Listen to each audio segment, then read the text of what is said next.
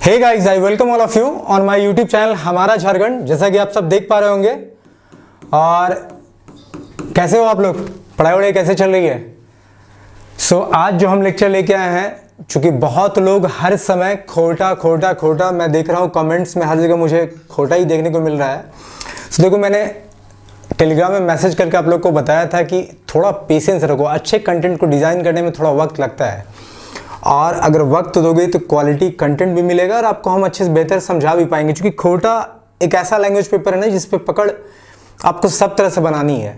मैं आप लोग के लिए कहानी को पहले खोटा में बताता हूँ, फिर इसको हिंदी में ट्रांसलेट करता हूँ। आज तो मैं MCQs भी लेके आया हूँ ताकि आपको क्वेश्चंस को सॉल्व करने में दिक्कत ना हो। चलो, ये छैयर का तीसरा कहानी आज हम स्टार्ट करने वाले हैं। Those who have not subscribe to my channel, जो लोग झारखंड में JPSC JSSC या झारखंड के किसी भी कॉम्पिटिटिव एग्जाम की तैयारी कर रहे हो, वो मेरे चैनल को सब्सक्राइब कर सकते हो। This is very good platform for all of you to learn something.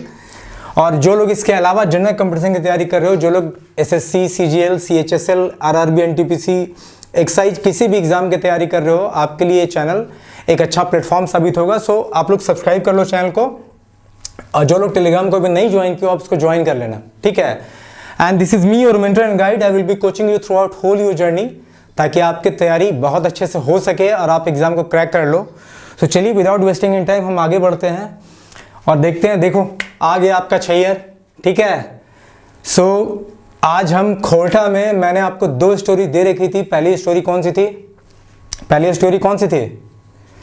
छैयर ही थी, और दूसरी थी बोने के लोर। आज हम तीसरा स्टोरी आप लोग के सामने लेके आए हैं। बिलीव मी, मैंने बहुत कोशिश करा है कि आप लोग को बहुत अच्छे से स्टोरी को समझाया जाए। चलो देखो आप लोग कितना पसंद आता है। ये रहा छैयर कहानी के लेखक जो है, लेखक का खाट खूट परिचय। कहने का मतलब उनका जो एक आमतौर पर परिचय होता है, लेखक का मूल नाम, उपनाम, ये सब कुछ हमने पहले ही वीडियो में बताया था। अब हम इसको आज डिस्कस नहीं करेंगे। ये बस मैंने एक स्लाइड दे के रखा है कि जो बच्चे नए देख रहे हैं उनको मैं बताऊं कि अगर आपको ये पहला 2-3 स्लाइड जानना है जहां लेखक का परिचय आपको देखना होगा, तो आप एक काम करो, मेरे पहले वीडियो को देखो। छैयर के जो पहला वीडियो है उसको देख लो। वैसे ये चित्रंजन महतो चित्रा जी के द्वारा लिखा गया है, और चित्रंजन महतो इनका मूल नाम हुआ, चित्रा इनका उपनाम है, ठीक है। और अगर पूरा नाम आप देखो तो चित्रंजन महतो चित्रा है, ठीक है। चलिए हम आगे बढ़ते हैं। ये इनकी और भी कृतियां हैं। जिंदगी के टोह जो उपन्यास है इन्होंने लिखा है, और महाराई खोटा लोक महाकाव्य का संकलन है, एक तरह का प्रस्तुतिकरण है, ये भी इन्हीं के द्वारा लिखा गया है। चलिए, ये रहा कहानी का नाम। कहानी के खोटा शब्द है। तो भाई इसमें हमें 10 कहानियां पढ़नी थी। छैयर मैंने आपको पढ़ा दिया, बोने के लोर मैंने आपको पढ़ा दिया, और आज हम पढ़ने वाले हैं हम कैसे जियब। हम कैसे जियब मतलब हम कैसे जिएंगे, या मैं कैसे जीऊंगा, या मैं कैसे जीऊंगी, डिपेंड करता है किसके लिए है। तो देखो, इस कहानी के बारे में मैं आपको बताऊं। चलिए पहले थोड़ा आगे और देख लेते हैं। तो ये जो कहानी है, ये तीसरी कहानी है छैयर की, और ये जो कहानी का नाम देखो, खोटा में ये नहीं होता है तो ये गलत है, कैसे होगा सिर्फ, ठीक है। ये जो रेफ है ये नहीं होगा। अब हम इस कहानी पे बात करेंगे और कहानी के मुख्य पात्र पे ही बात करेंगे। तो उससे पहले जो मैं आपको बोलना चाह रहा था वो समझ लो कि ये जो कहानी है हम कैसे जियब, ये कहानी जो लेखक ने लिखा है ना, तो बड़ा ही मार्मिक चित्रण लेखक ने किया है कि अगर कोई इंसान किसी से जुदा हो जाए, कोई अगर किसी की ज़िंदगी से चला जाए, वो चाहे पति पत्नी हो जिसे तुम बहुत प्यार करते हो, तो उसके बाद ज़िंदगी में कितनी कठिनाइयाँ आती हैं, आपको कितना कष्ट होता है, तकलीफ़ होता है, लेखक ने इस कहानी के माध्यम से आपको बताना चाहा है। वैसे भी किसी ने कहा है कि तेरे जाने के बाद ज़िंदगी में बस इतनी सी कमी रह गई, तेरे जाने के बाद ज़िंदगी में सिर्फ इतनी सी कमी रह गई कि हम लाख मुस्कुराएं फिर भी आंखों में नमी रह गई। तो देखो कितना दर्द होता है। लेखक के भाव को आप समझ सकते हो। मैंने ये सारी सिर्फ इसलिए बोला है कि आप लोग इस कहानी को भी उतना ही दिल लगा के सुनो, ताकि कहानी का एक एक बीट आपको याद हो जाए, आपको पता रहे कि भाई हाँ, सच में किसी के जाने के बाद तकलीफ़ क्या होता है, और लेखक ने जो लिखना चाहा है वो भाव आप तक पहुँच सके, ठीक है। चलो, ये जो कहानी है ये मोरपा गांव की कहानी है। गांव का नाम क्या है? मोरपा। देखो, प्रश्न कहीं से ही बनेंगे। मैं लगभग 10 से 12 MCQs आपके लिए क्वेश्चन से निकाल के भी लाया हूँ, बना के लाया हूँ। तो प्रश्न कहीं से बनेंगे। एक एक चीज को एकदम प्रेम पूर्वक शांति से बैठ के जैसे टीवी का सीरियल देखते हो वैसे इस कहानी को सुन लो। आपको फिर दोबारा ये कहानी देखनी या सुननी नहीं पड़ेगी। आई बिलीव कि मैं आपको इतना अच्छा सा नरेट करने वाला हूँ ना कि आपको मजा आ जाएगा, आप इसको समझ जाओगे। ठीक है, तो चलो मोरपा गांव की कहानी है। इसके प्रमुख पात्र को देखते हैं। तो प्रमुख पात्र में एक व्यक्ति है महेसर, जो गांव का ही व्यक्ति है। महेसर कौन व्यक्ति है? तो गांव का ही व्यक्ति है। तो एक नाम आपको महेसर याद रखना है, जो कि इस कहानी में किस किरदार में है? तो काका के किरदार में है। काका खोटा शब्द है, हम उसे हिंदी में क्या बोलते हैं? चाचा बोलते हैं। ठीक है, अब दूसरा जो पात्र है इस कहानी में वो है पार्वती। पार्वती है कौन? तो महेसर की पत्नी है। महेसर की पत्नी कौन है? तो पार्वती है, महेसर की पत्नी। और इस कहानी में किरदार क्या है? इसका किरदार क्या है? तो काकी है। भाई काका है तो काकी भी होंगे, तो भाई चाचा हुए तो ये चाची हो गई। तो जैसे खोटा में काका काकी का मतलब होता है हिंदी में चाचा चाची। तो एक महेसर, उसकी पत्नी पार्वती, तो दो पात्र आप समझ गए। तीसरा समझो, रघुनाथ। तीसरा जो है रघुनाथ है, जो कि महेसर का भतीजा है। भतीजा क्या हुआ? तो भाई किसी के मतलब मान लो मेरे भाई का बच्चा जो होगा उसके लिए मैं चाचा या काका हो जाऊंगा। तो वैसे ही रघुनाथ जो है महेसर का अपना भतीजा है। ठीक है, दूसरा गोतिया भतीजा है जो कि कहानी में बताया गया है। तीसरा रघुनाथ हो गया। चौथा क्या है? फूलसरी। फूलसरी कौन है? तो रघुनाथ की पत्नी है फूलसरी। भाई महेसर जी की शादी हुई तो उनकी पत्नी हुई पार्वती। अब रघुनाथ बाबू की भी शादी हो रखी है, उनकी पत्नी है फूलसरी, तो रघुनाथ जी की पत्नी है फूलसरी। अब कहानी में देखो ये मुख्य पात्र यही है। एक और मुख्य पात्र है उसका मैं बता रहा हूं, लेकिन एक उससे पहले मैंने दे रखा मोहरी। मोहरी देखो क्या है ना कि फूलसरी की ननद है। इसका बस एक लाइन जिक्र हुआ है, तो जिक्र हुआ है, कोई नाम था तो मैंने दे दिया कि फूलसरी की ननद है। अब ननद आई होप आप लोग समझते होंगे। ठीक है, अब कहानी की एक और जो मुख्य पात्र है वो है चुनिया। इसी चुनिया का दुख दर्द लेखक ने बयां करने की कोशिश की है। इसी का दर्द तकलीफ को आज हम समझेंगे कि इससे आखिर क्या ऐसा जुदा हो गया, इससे क्या आखिर छूट गया जो इतने तकलीफ में है और लेखक ने उसके ऊपर यह कहानी लिख दी। ठीक है, सो चुनिया जो है कर्मी की माँ है। ठीक है, चुनिया कौन है? तो कर्मी की माँ है। और लास्ट जो कैरेक्टर है वो डमरू। डमरू कौन है? तो भाई चुनिया का पति है। डमरू कौन है? चुनिया का पति है। नाम भी थोड़ा अजीब है। तो इसमें पात्र कौन कौन हो गए? महेसर हो गया और उसकी पत्नी पार्वती हो गई। दोनों क्या हो गए? काका काकी है, चाचा चाची हो गए। उसके बाद हो गया रघुनाथ और फूलसरी। रघुनाथ महेसर का भतीजा, फूलसरी इसकी पत्नी। अब मोहरी कौन हुई? तो ननद हुई फूलसरी की। चुनिया कर्मी की माँ है और डमरू चुनिया का पति है। ठीक है, तो ये रहे मुख्य पात्र, आप इसको देख लो। सो गाइस, जैसा कि मैं हर कहानी में आपको एक ऐसा पिक्चर देता हूं जिस पिक्चर को देख के आपको लगभग पूरी कहानी समझ में आ जाती है, तो आज भी हम वो पिक्चर शब्द चित्र आपके लिए लेके आए हैं। आप देखो और कुछ देर देखो इस पिक्चर को और आप बताओ कि आपको क्या दिख रहा है। इस पिक्चर ने पूरी कहानी समेट रखी है। अगर आप सही से देखोगे तो इस पिक्चर में पूरी कहानी आपको दिख जाएगी। ये जो पिक्चर है कि लेखक का जो भी मन का उद्गार है, जो मन का उसका भाव है, आखिर लेखक ने क्या बताना चाहा है, आपको इस पिक्चर को देख के समझ में आ जाएगा। तो पहले आप 1 सेकंड इस पिक्चर को देख लो, 2-4 सेकंड, और फिर हम यहाँ से कहानी अपनी स्टार्ट करेंगे। और आपको इस कहानी में भी उतना ही आनंद आएगा जितना कि पहले 2 कहानियों में आया था। ठीक है, तो चलिए, ये जो मुख्य पात्र थे हम एक एक करके आपको बताते चलते हैं और सब वेदना जो इस पिक्चर में, इस तस्वीर में आपको दिख रही है, उसका भी थोड़ा जिक्र करते चलेंगे। तो चित्रंजन महतो चित्रा जी ने, मैंने पहले ही बोला कि इस कहानी में जो कहानी का शीर्षक है कि हम कैसे जियब, इसमें जो दुख बताया है वो किसका बताया है? तो देखो, मैंने जो पहला पात्र बताया था महेसर और पार्वती, ये कौन है? तो काका काकी है इस कहानी में, जो कि बेसिकली क्या हिंदी में चाचा चाची होता है। ये देखो, ये मोरपा गांव है। ये कहानी जो है मोरपा गांव की है, जिसमें मुख्य पात्र महेसर और पार्वती जो है काका काकी हैं। रघुनाथ और ये फूलसरी हैं, आप देखो दोनों। अब रघुनाथ कौन है? तो भाई चाचा जी का भतीजा है। तो ये कौन लगेंगी? पर ये महेसर जी की पत्नी पार्वती कौन लगेंगी? तो इनकी सास लगेंगी। ठीक है, अब ये 2 बहुएं हैं। चूंकि रघुनाथ जो है उनका 2 पुत्र भी है, तो कहानी में ये तो नहीं बताया कि पुत्र का नाम क्या है, लेकिन ये बताया कि उनके 2 बहुएं हैं। ठीक है, तो ये 2 बहुएं हैं, आप समझ लेना, इनका नाम का जिक्र नहीं है। तो बेसिकली कहानी में बताया क्या जा रहा है कि भाई ये महेसर जी जो हैं अपनी पत्नी के साथ मोरपा गांव आते हैं, अपने भतीजे के घर आते हैं, और वहां आने के बाद गांव का जो दृश्य उनको दिखता है वो देखना चाह रहे थे, गांव कितना बदला है। वो जब गांव को घूमने टहलने निकलते हैं तो उन्हें एक स्त्री मिलती है जिसका नाम होता है चुनिया, जहाँ के रघुनाथ बाबू, जिनका कि नस टना रहा था बिना पिए हुए, वो जाते हैं दारू पीने के लिए और वहाँ पे ये औरत चुनिया मिलती है, जिससे महेश्वर जी बातचीत करने लगते हैं। और तब उनको एक्चुअल दुख समझ में आता है कि भाई किसी का ना रहना कभी कभार कितना वेदना का कारण बनता है, किसी की जुदाई किस हद तक किसी को परेशान कर देती है, ये आपको समझ में आएगा। ये चुनिया जो है, आप मान लो कि सबसे मेन कैरेक्टर यही है। चुनिया का एक जो पति था डमरू, देखो आप यहाँ डमरू देख रहे होगे और डमरू की लाश भी आपको दिख रही होगी। ये कहानी में चुनिया का पति डमरू मारा जाता है। कैसे मारा जाता है? तो गांव में आप जब बहुत रिमोट विलेज में जाओगे तो वहाँ नेक्स्ट स्लाइड एमसीसी जो होता है उनके और पुलिस के मुठभेड़ में, ये देखो आपको एमसीसी दिख रहा होगा और ये देखो पुलिस दिख रहा होगा, तो इन दोनों के मुठभेड़ में ये डमरू बेचारा शिकार हो जाता है और डमरू मर जाता है, जो कि चुनिया का पति रहता है।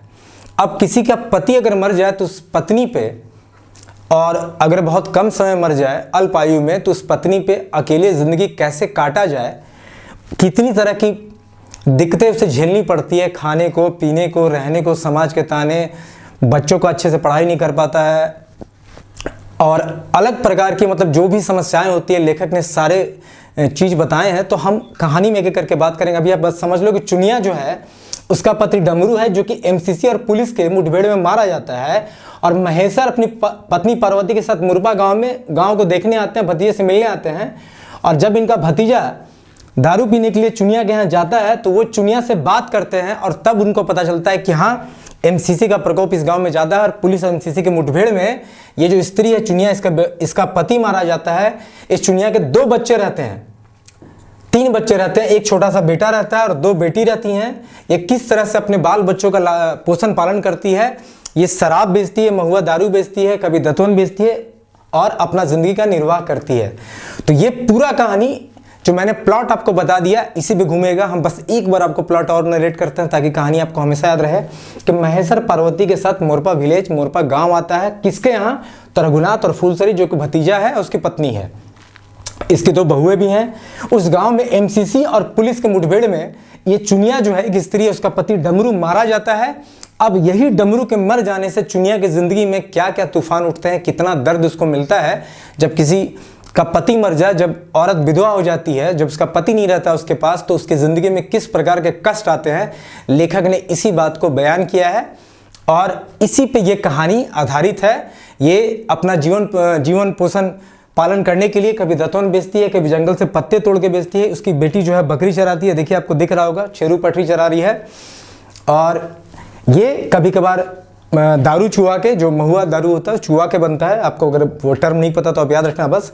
ये दारू वारू बेचती है और किसी तरह से अपना ज़िंदगी जीती है। तो ये रो रो के दुखड़ा महेश्वर जी को बोलती है, महेश्वर जी से प्रश्न पूछते आते हैं। तो इसी पे ये कहानी आधारित है। अब चलो हम पूरी कहानी को देख लेते हैं, ठीक है। देखो थोड़ा कहानी लंबा जाएगा क्योंकि कहानी बड़ी थी।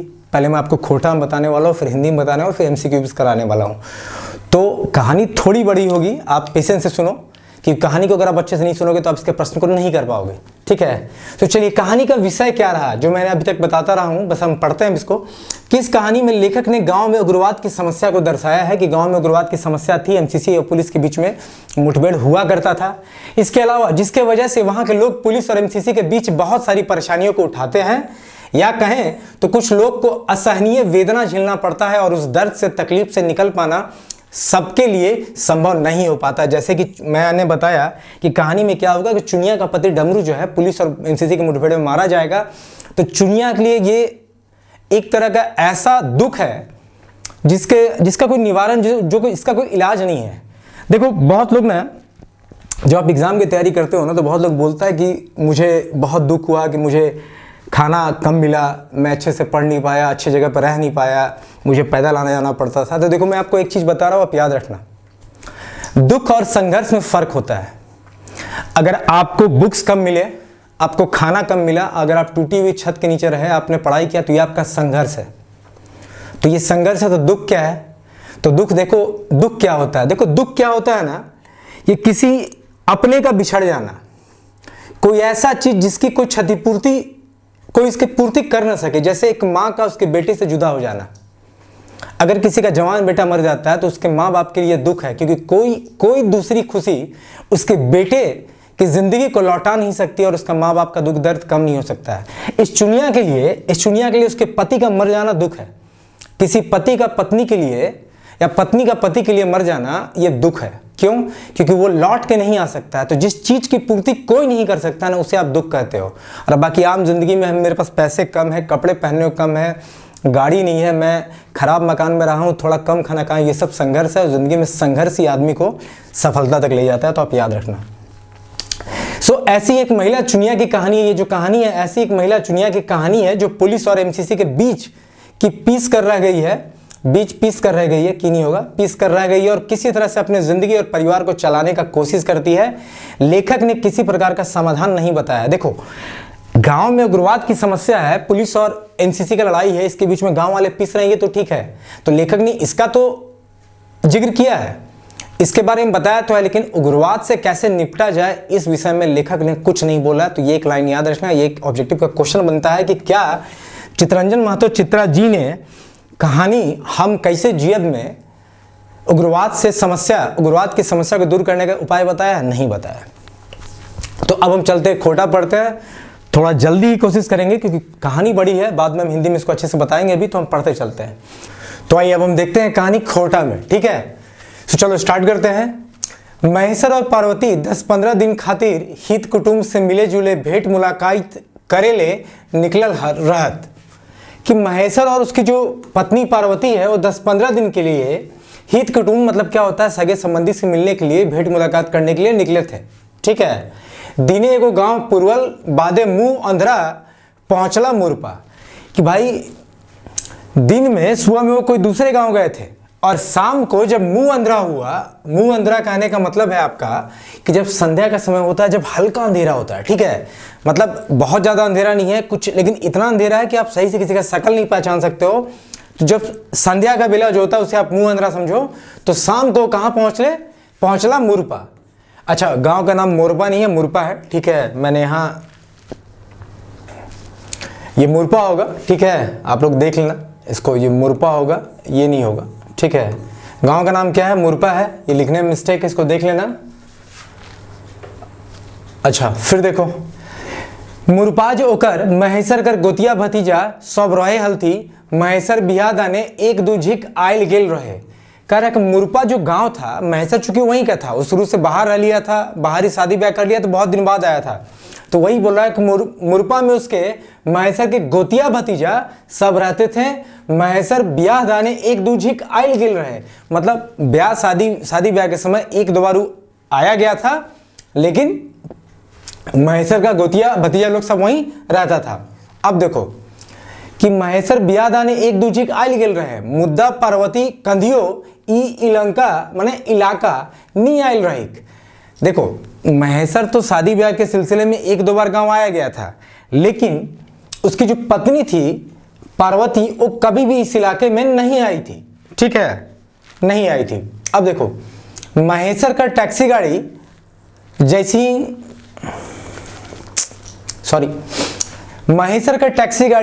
ही ठडुआई मरद बेटा तो सब हिंदे हुंदे भागी गेला कि भाई महेश्वर का टैक्सी गाड़ी जैसे ही गांव में घुसता है कि जितने भी मर्द बेटा थे, कहने का मतलब भी जितने भी जेंट्स पर्सन थे, सब हिंदे हुंदे इधर उधर भाग गए। मेहरारू कोई गाड़ी के नजीक आवे की हिम्मत नहीं करला, और मेहरारू कहने का मतलब है कि जो भी लेडी लोग थी, जो भी महिलाएं थी, वो भी गाड़ी के नजदीक आने की हिम्मत नहीं की। अब देखो आगे क्या होता है। लाचार है कि महेश्वर गाड़ी ले नाभल और रघुनाथ के घारक दूरा खटखटावे लागल, हकावे लागल, ठीक है। भाई मजबूर होके, लाचार होके महेश्वर अपने गाड़ी से उतरा और रघुनाथ के घर का दरवाजा खटखटाने लगा, हकावे लागल मतलब हकाने लगा। रघु हम तोहर काका महेश्वर लागी आओ, दरवाजा खोल, देख कधियो नी से तोर काकियो आइल हो। वो दरवाजा खटखटाने लगा और बोलने लगा कि रघु दरवाजा खोलो, हम तुम्हारे काका महेश्वर लगते हैं, दरवाजा खोलो, देखो जो कभी तुम्हारी काकी नहीं आई थी वो भी आ जाइए, ठीक है। चलो आगे देखते हैं। कहानी थोड़ी लंबी है तो हम इसको थोड़ा तेज पढ़ेंगे, बाद में इसका हिंदी रूपांतरण भी है, तो आपको वहां पे थोड़ा स्लो करके आपको सब कुछ मैनेज करेंगे, देखिएगा। इसके बाद बोलता है कि डेराई कोनो बात ना ही लगाई, सर सिपाही हमीन संग नेखित रे बाबा। वो बोला कि डरने का कोई बात नहीं है, सर सिपाही लोग हमारे साथ नहीं है। इसके बाद देखो क्या होता है। एगो रघु बहू बड़की भंदरुआ माए एगो पितियाइन साइज आइज तोहिन के खोजले आइल हन और तोहिन 6 बजे साइंज भाउल तोहिन 6 बजे साइंज भाउल बांदर सियार कर डरे समाय लुकाए गेला है।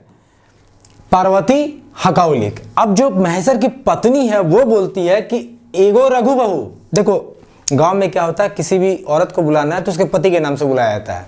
तो यहाँ पे जो उसकी काकी है पार्वती, वो क्या बोल रही है, एगो रघु बहू।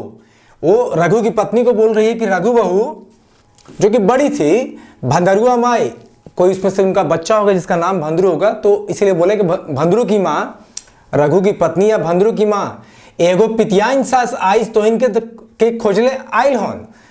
अब देखो क्या होता है, जैसे मान लो कि पितियाइन सास क्या होता है, मान लो मैंने किसी से शादी करा तो जो लड़की होगी उसके लिए मेरी माँ क्या होगी, सास होगी।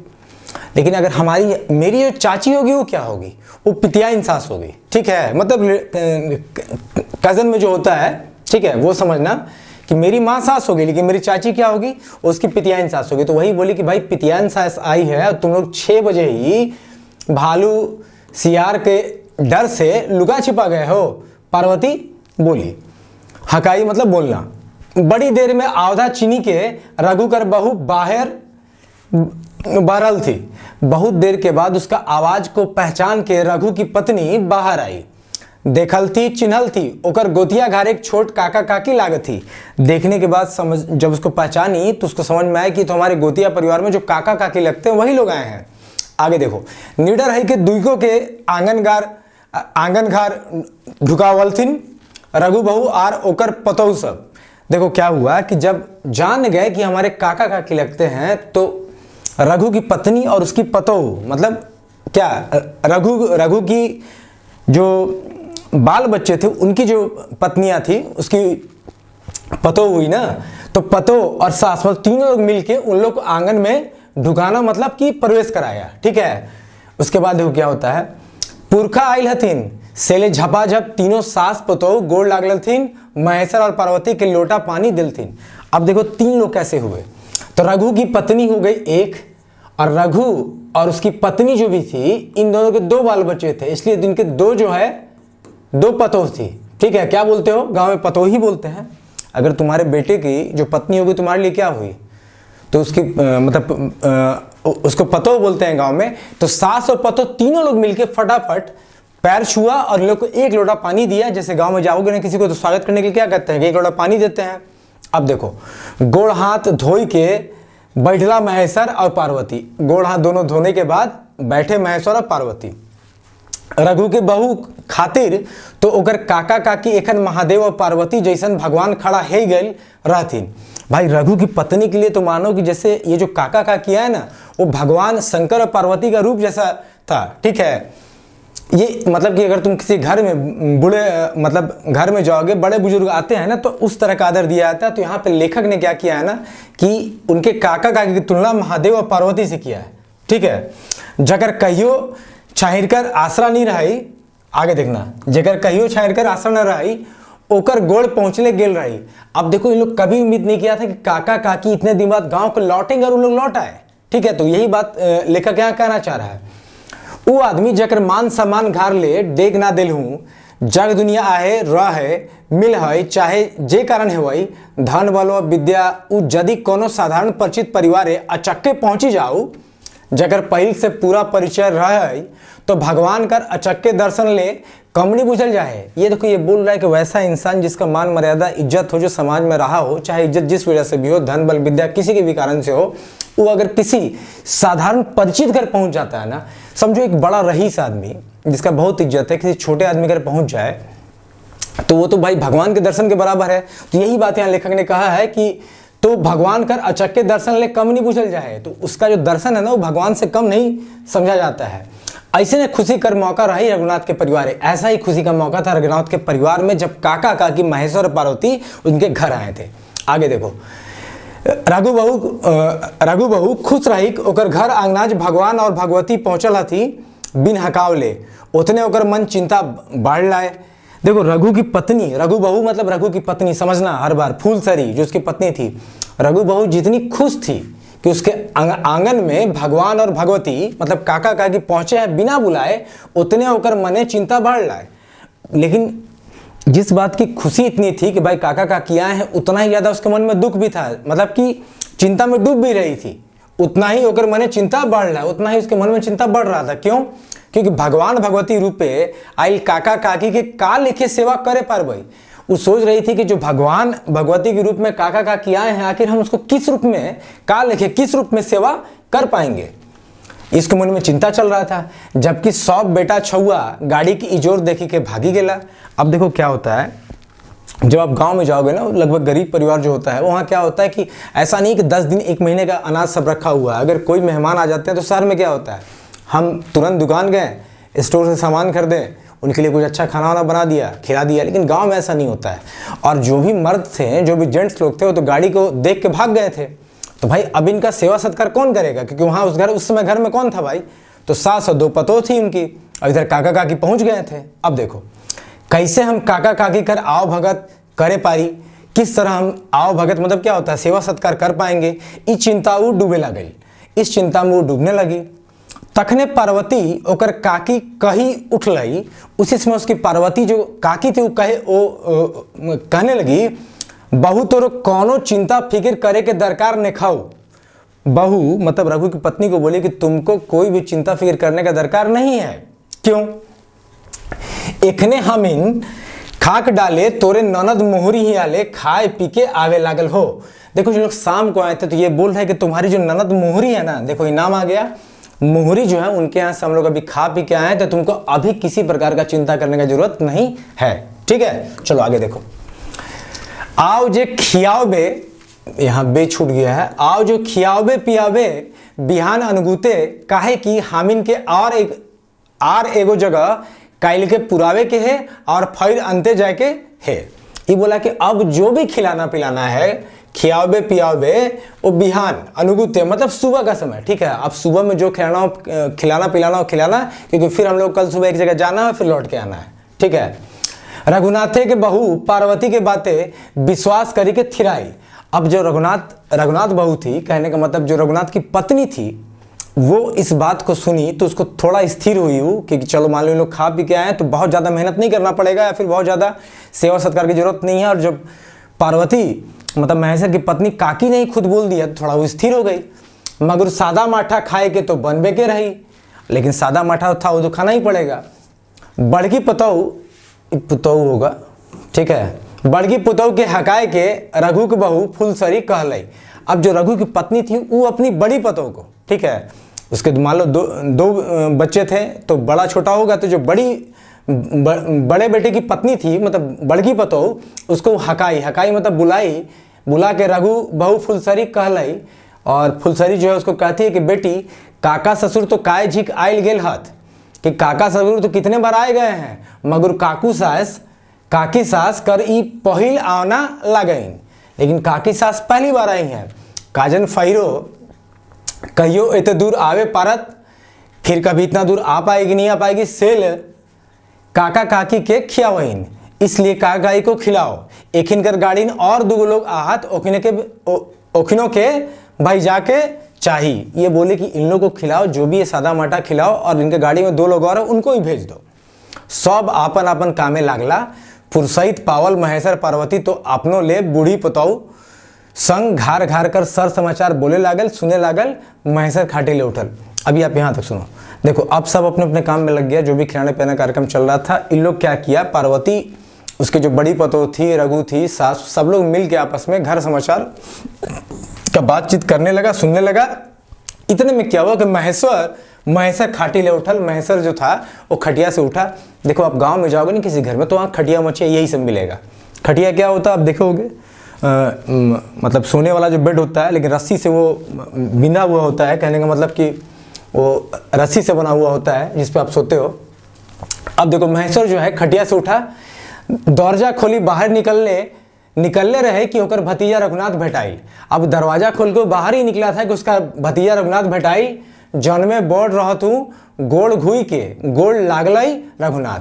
अब वो क्या हुआ कि अपना पैर धो के काका को प्रणाम किया और पूछा कैसे, यहाँ भी ई होगा, कैसे कैसे आज हिंदे गोड़ रखला है काका कि भाई किस तरह से, चूंकि बहुत दिन बाद आए थे, कैसे आपका पैर यहाँ पे आ गया, कहने का मतलब कि आप किस तरह से इधर आ गए।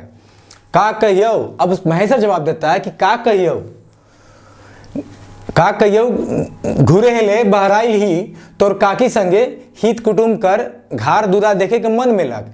कि घूरना मतलब क्या होता है, घूमने के लिए बाहर आए हैं तुम्हारे काकी के साथ, मन किया कि हित कुटुम जो है, हित कुटुम मतलब सगे संबंधी, उनका घर दूरा देखा जाए, भाई सबसे मिला जाए, तो घूमने के लिए आए हैं। सोचली आपन आदमियों से भेंट मुलाकात करब और ई इलाका है काय गो देखे के सुने के जगह है, घुरी अब ये बोला कि सोचे कि अपने जो आदमी लोग उन लोग से मिल लेंगे और इलाका में बहुत सारा घूमने का जगह है तो उसको घूम भी लिया जाएगा। अब देखो गोटा 15 दिन कर प्रोग्राम लेके चलल ही, लगभग 15 दिन का प्रोग्राम लेके काका काकी मतलब महेश और उनकी पत्नी पार्वती दोनों आए थे। लुगुधाम जाए के विचार है, फिर पारसधाम जाए, लुगुधाम और पारसधाम वहां पे आसपास होगा तो वो जाने का बात बोल रहा है। और जंदे जंदे लोग कहता तंदे तंदे जाए के विचार रख ले ही, और जहां जहां लोग बताएंगे वहां वहां जाने का विचार वो रखा है। तनी रुकी के देखी जाए पहुंचे पारी कि नहीं, और रुक के देखेंगे कि जहां जहां लोग बता रहे हैं तनी रुक के देखी जाए कि हम वहां पहुंच पाते हैं कि नहीं। हिये तोहिन कर गांव आइल से तो हमार दूरे बुझाए गेलक। ये बोला कि तुम्हारा गांव आने से तुमको दूरी समझ में आया। क्यों भाई? क्योंकि सौभे मर्दाना टैक्सी गाड़ी देखी के भागी गेला, जितने भी जेंट्स लोग थे वो सब टैक्सी गाड़ी देख के भाग गया, लुकाए गेला, छिप गया। अब देखो असली कहानी स्टार्ट होगी यहां से, ध्यान देना। हमार तो बड़ा अचरज लागल, हमको तो बड़ा आश्चर्य लगा, इतने डर आखिर तो इनके काहे। महेश रघुनाथ कर जवाब कर आसरा कर लागल कि भाई हमको तो बड़ा आश्चर्य लगा कि मेरा टैक्सी जैसे ही घुसा गांव में सब जेंट्स लोग भाग गया, छिप गया। हमको आश्चर्य हुआ इस बात पे, भाई इतना डर क्यों है, आखिर इतने डर आखिर तो इनके काहे, इतना डर तुम लोग को आखिर क्यों है। और महेश्वर उम्मीद करने लगा, आशा करने लगा कि अब रघुनाथ हमको जवाब देगा। अब देखो कहानी यहां से स्टार्ट होता है सही से। काका पुलिस के डरे सब मर्दाना हिये नी आस पासे के सौभे गांव लुकाए छिपाए लागत। ये बोला कि काका पुलिस के डर से यही नहीं आसपास के सभी गांव में जितने ही मर्दाना लोग हैं, जेंट्स लोग हैं, सब छिप जाता है। ठीक है, पुलिस एमसीसी एरिया कही के कुदावत रहा हथिन से ले, क्योंकि पुलिस जो है ना इस एरिया को एमसीसी के एरिया बोलता है और इसके चक्कर में लोगों को परेशान करता है। ठीक है, रघु एके नीना से कहे लागल, रघु एक सांस में इससे बात बोलने लगा कि भाई यही गांव में नहीं, बाकी के गांव में भी जितने जेंट्स लोग हैं ना उन लोग ऐसे ही भाग के छिप के रह रहा है। क्यों? क्योंकि पुलिस जो है हमारे गांव और बाकी सब एरिया को एमसीसी एरिया बताता है, जिस कारण से परेशान करता है। और ये एक सांस में रघु बोल दिया। मुंह आंधरा रहे, ठीक है, मतलब शाम का समय था। तोहिन जखन रघु बता रहा है कि मुंह आंधरा रहे, शाम का समय था, तोहिन जखन गांव ढुकलाए तखन भापे नहीं पारलथुम। आप लोग जब गांव में घुसे तो भापना मतलब होता है कि अंदाजा नहीं लगा पाए वो कि टैक्सी गाड़ी की कार गाड़ी लगाई, कि भाई कौन सा गाड़ी है, क्योंकि अंधेरा था तो पता नहीं चला कि टैक्सी गाड़ी है कि कार गाड़ी है।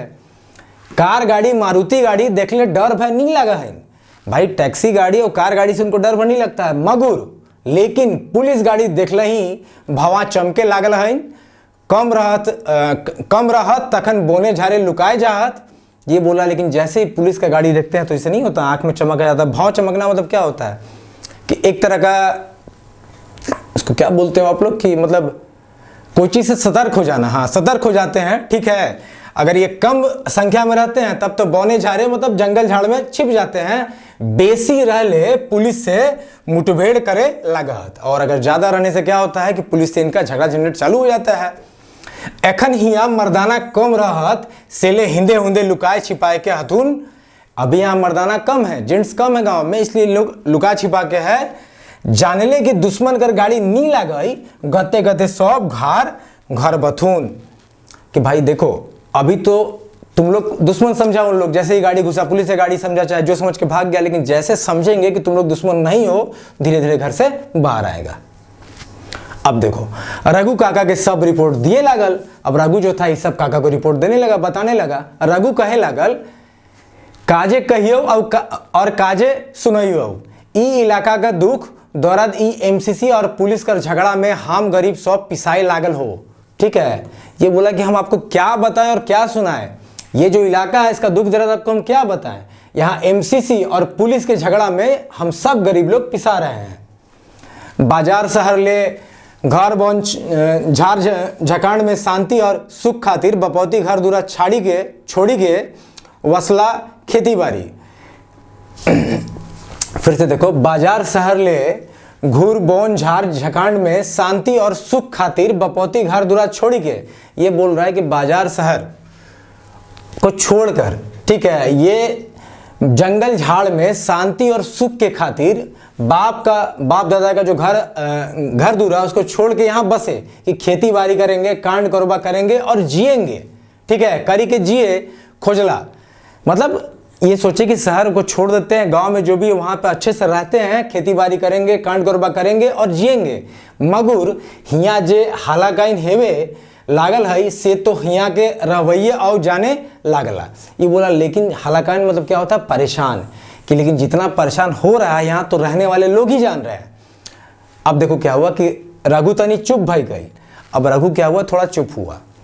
दूरा के पिंडा ऊपर बैठी आओ दुइयो उठी के चले लगला।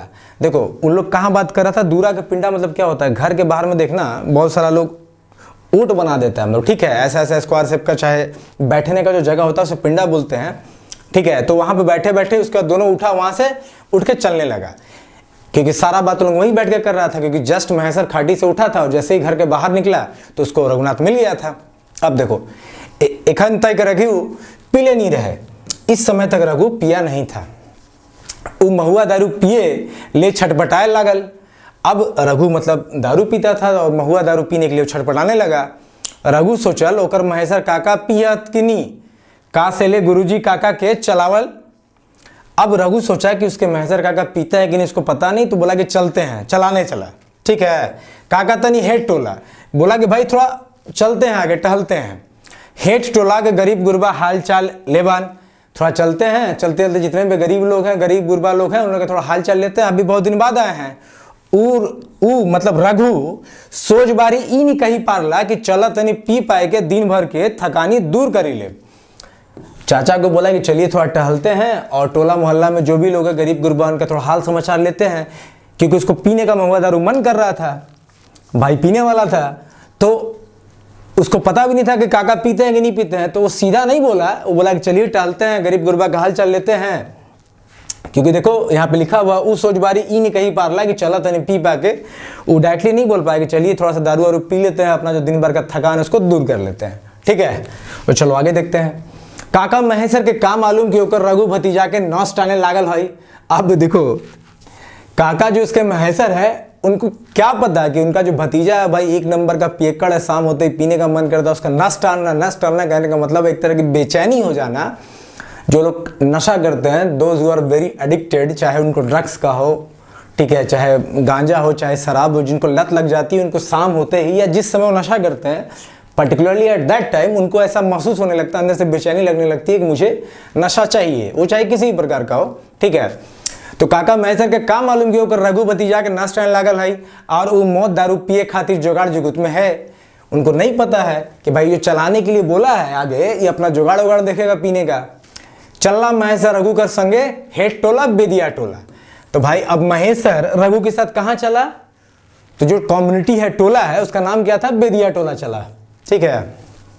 अब देखो बेदिया टोला जाए क्या रघु चाल दे है के गो बहुरिया कर्मी माए। बेदिया टोला जैसे ही पहुंचता है रघु की चाल मैंने आवाज दिया, किसको, के गो, बोला कि कौन, बहुरिया कर्मी माए, कर्मी की माँ को आवाज दिया, ठीक है। जैसे हम लोग नहीं बोलते हैं ए, तो के गो वहां बोलते हैं खोटा में। दरवाजा खोला, बोला क्या कि दरवाजा खोलो, खोला गो खोला, हम लगी ओन। अब देखो ये बोला कि दरवाजा खोलो, हम है। रघु की बात पूरा नहीं भेल रही, रघु का बात अभी तक पूरा नहीं हुआ था कि दरवाजा खुलल। रघु का आवाज चिन्ह के, रघु का आवाज चिन्ह के अभी तक उसका बात पूरा भी नहीं हुआ था कि दरवाजा खुल गया। रघु ढुकल, संगे संगे महेश्वरो ढुकल, आंगना खटिया बिछाई, दिले कर्मी माँ चुनिया। अब कर्मी की माँ जिसका नाम लिया वही है चुनिया। रघु जब चिल्लाया कि भाई खोलो, तो रघु का बात पूरा नहीं हुआ था कि उससे पहले उसने उसका आवाज पहचान के दरवाजा खोल दिया। रघु ढुकल माने घुसा, साथ साथ महेश्वर जो उसका काका था वो भी घुसा। आंगन में जो खटिया लगा हुआ था वहाँ दोनों बैठ, वहाँ पे खटिया बिछा दी कर्मी की माँ चुनिया, जो वहाँ खटिया बिछा दी दोनों को बैठने के लिए। अब रघु क्या बोलता है कि दे एक बोतल दारू और गिलास। रघु ने कहा कि भाई एक बोतल दारू और गिलास दो। चुनिया तनी देरी बादे एगो बोतल भोरी के दूगो गिलास लानी के अगुआए दिलाइन रघुक आगुतर। वो एक बोतल दारू को 2 गिलास लेके जल्दी जल्दी रघु के आगे लाके रख दी। रघुक आगुतर। अब देखो रघुनाथ दुइयो गिलास ले दारू भरल, एगो गिलास काका महेश्वर बाटे खसकावल, फिर हाथे उठाए के दिलाइन काका लाए। अब क्या हुआ कि रघु ने भाई दोनों गिलास में फटाफट दारू भरा और एक गिलास काका की तरफ घसकाया और बाद में वही गिलास को उठा के जो घसकाया था दिया कि लो काका लीजिए, लॉय काका लॉय। महेश्वर गिलास नहीं झोंकला, भाई महेश्वर गिलास नहीं लिया। ऊ कहल हम दारू मौत नाए पियही भतीजा। महेश्वर बोला कि भाई हम दारू मद जो है नहीं पीते हैं भतीजा। अब रघु क्या बोलता है, अच्छा काका तो हम शुरू करें।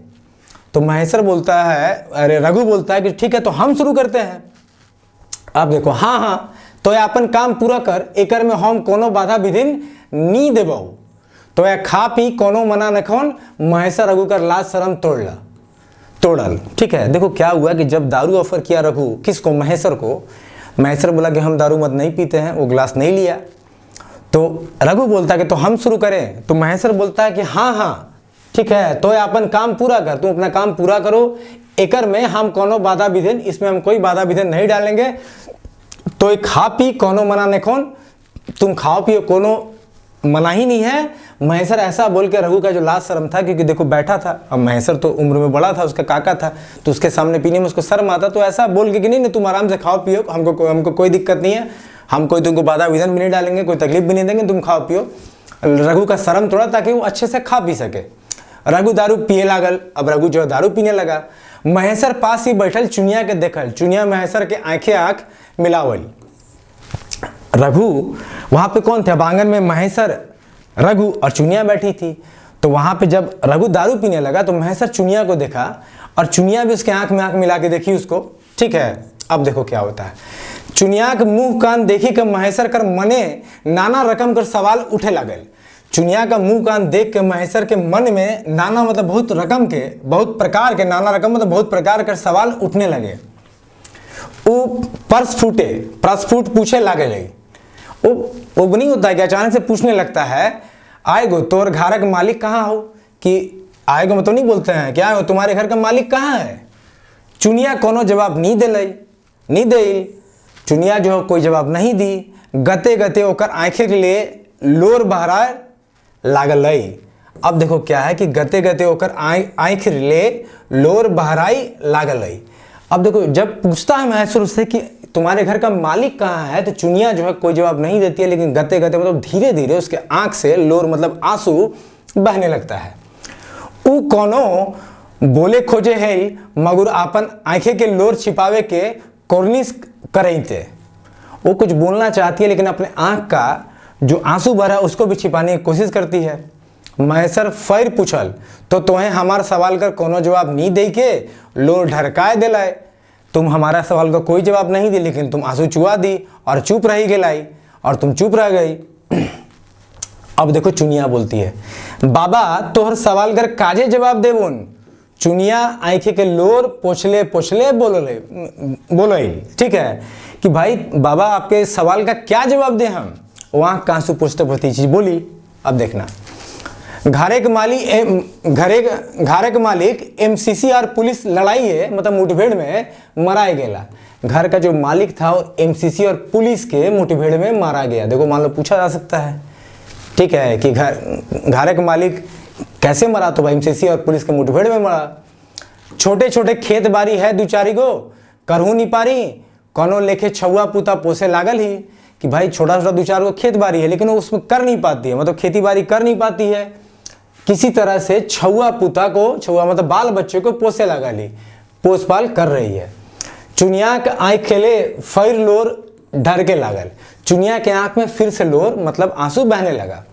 तनी देर तक सबे चुप रहला, कुछ समय तक सब लोग चुप रहे। उसके बाद देखो महेश्वर कोनो बोलतला कि चुनिया आपन औरो कोनो दुख सुनावतलिक।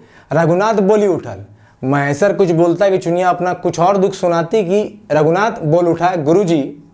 क्या रघुनाथ क्या बोला, देखो बोली उठल, गुरुजी बेचरंगी मतलब बेचारी, बेचरंगी मतलब बेचारी, गुरुजी बेचरंगी बड़ी दुखे जिए लागल हिक, एकर मरद के एमसीसी ऑनलाइन ठकी समझाए के अपन गुटे जबरदस्ती राख लेथिन। ये बोला कि गुरुजी, देखो काका जो थे ना वो गुरुजी थे एक्चुअली में, शिक्षक होंगे, ठीक है, क्योंकि सब जगह वैसा ही जिक्र है। तो रघुनाथ बोला कि गुरुजी बेचारी बहुत दुख से जी रही है, इसके एकर मरद के, इसके मरद को, इसके पति को एमसीसी लोग ठगी के मतलब कि बेवकूफ़ बना के समझा के अपने गुट में जबरदस्ती शामिल रख लिया, ठीक है, मेंबर बनाओ थीन, मेंबर बना लिया। बेचारा डमरू, उसके पति का नाम क्या था, डमरू, जिसको एमसीसी लोग अपने ग्रुप में समझा बुझा के, ठीक है, रख लिया, मेंबर बना लिया।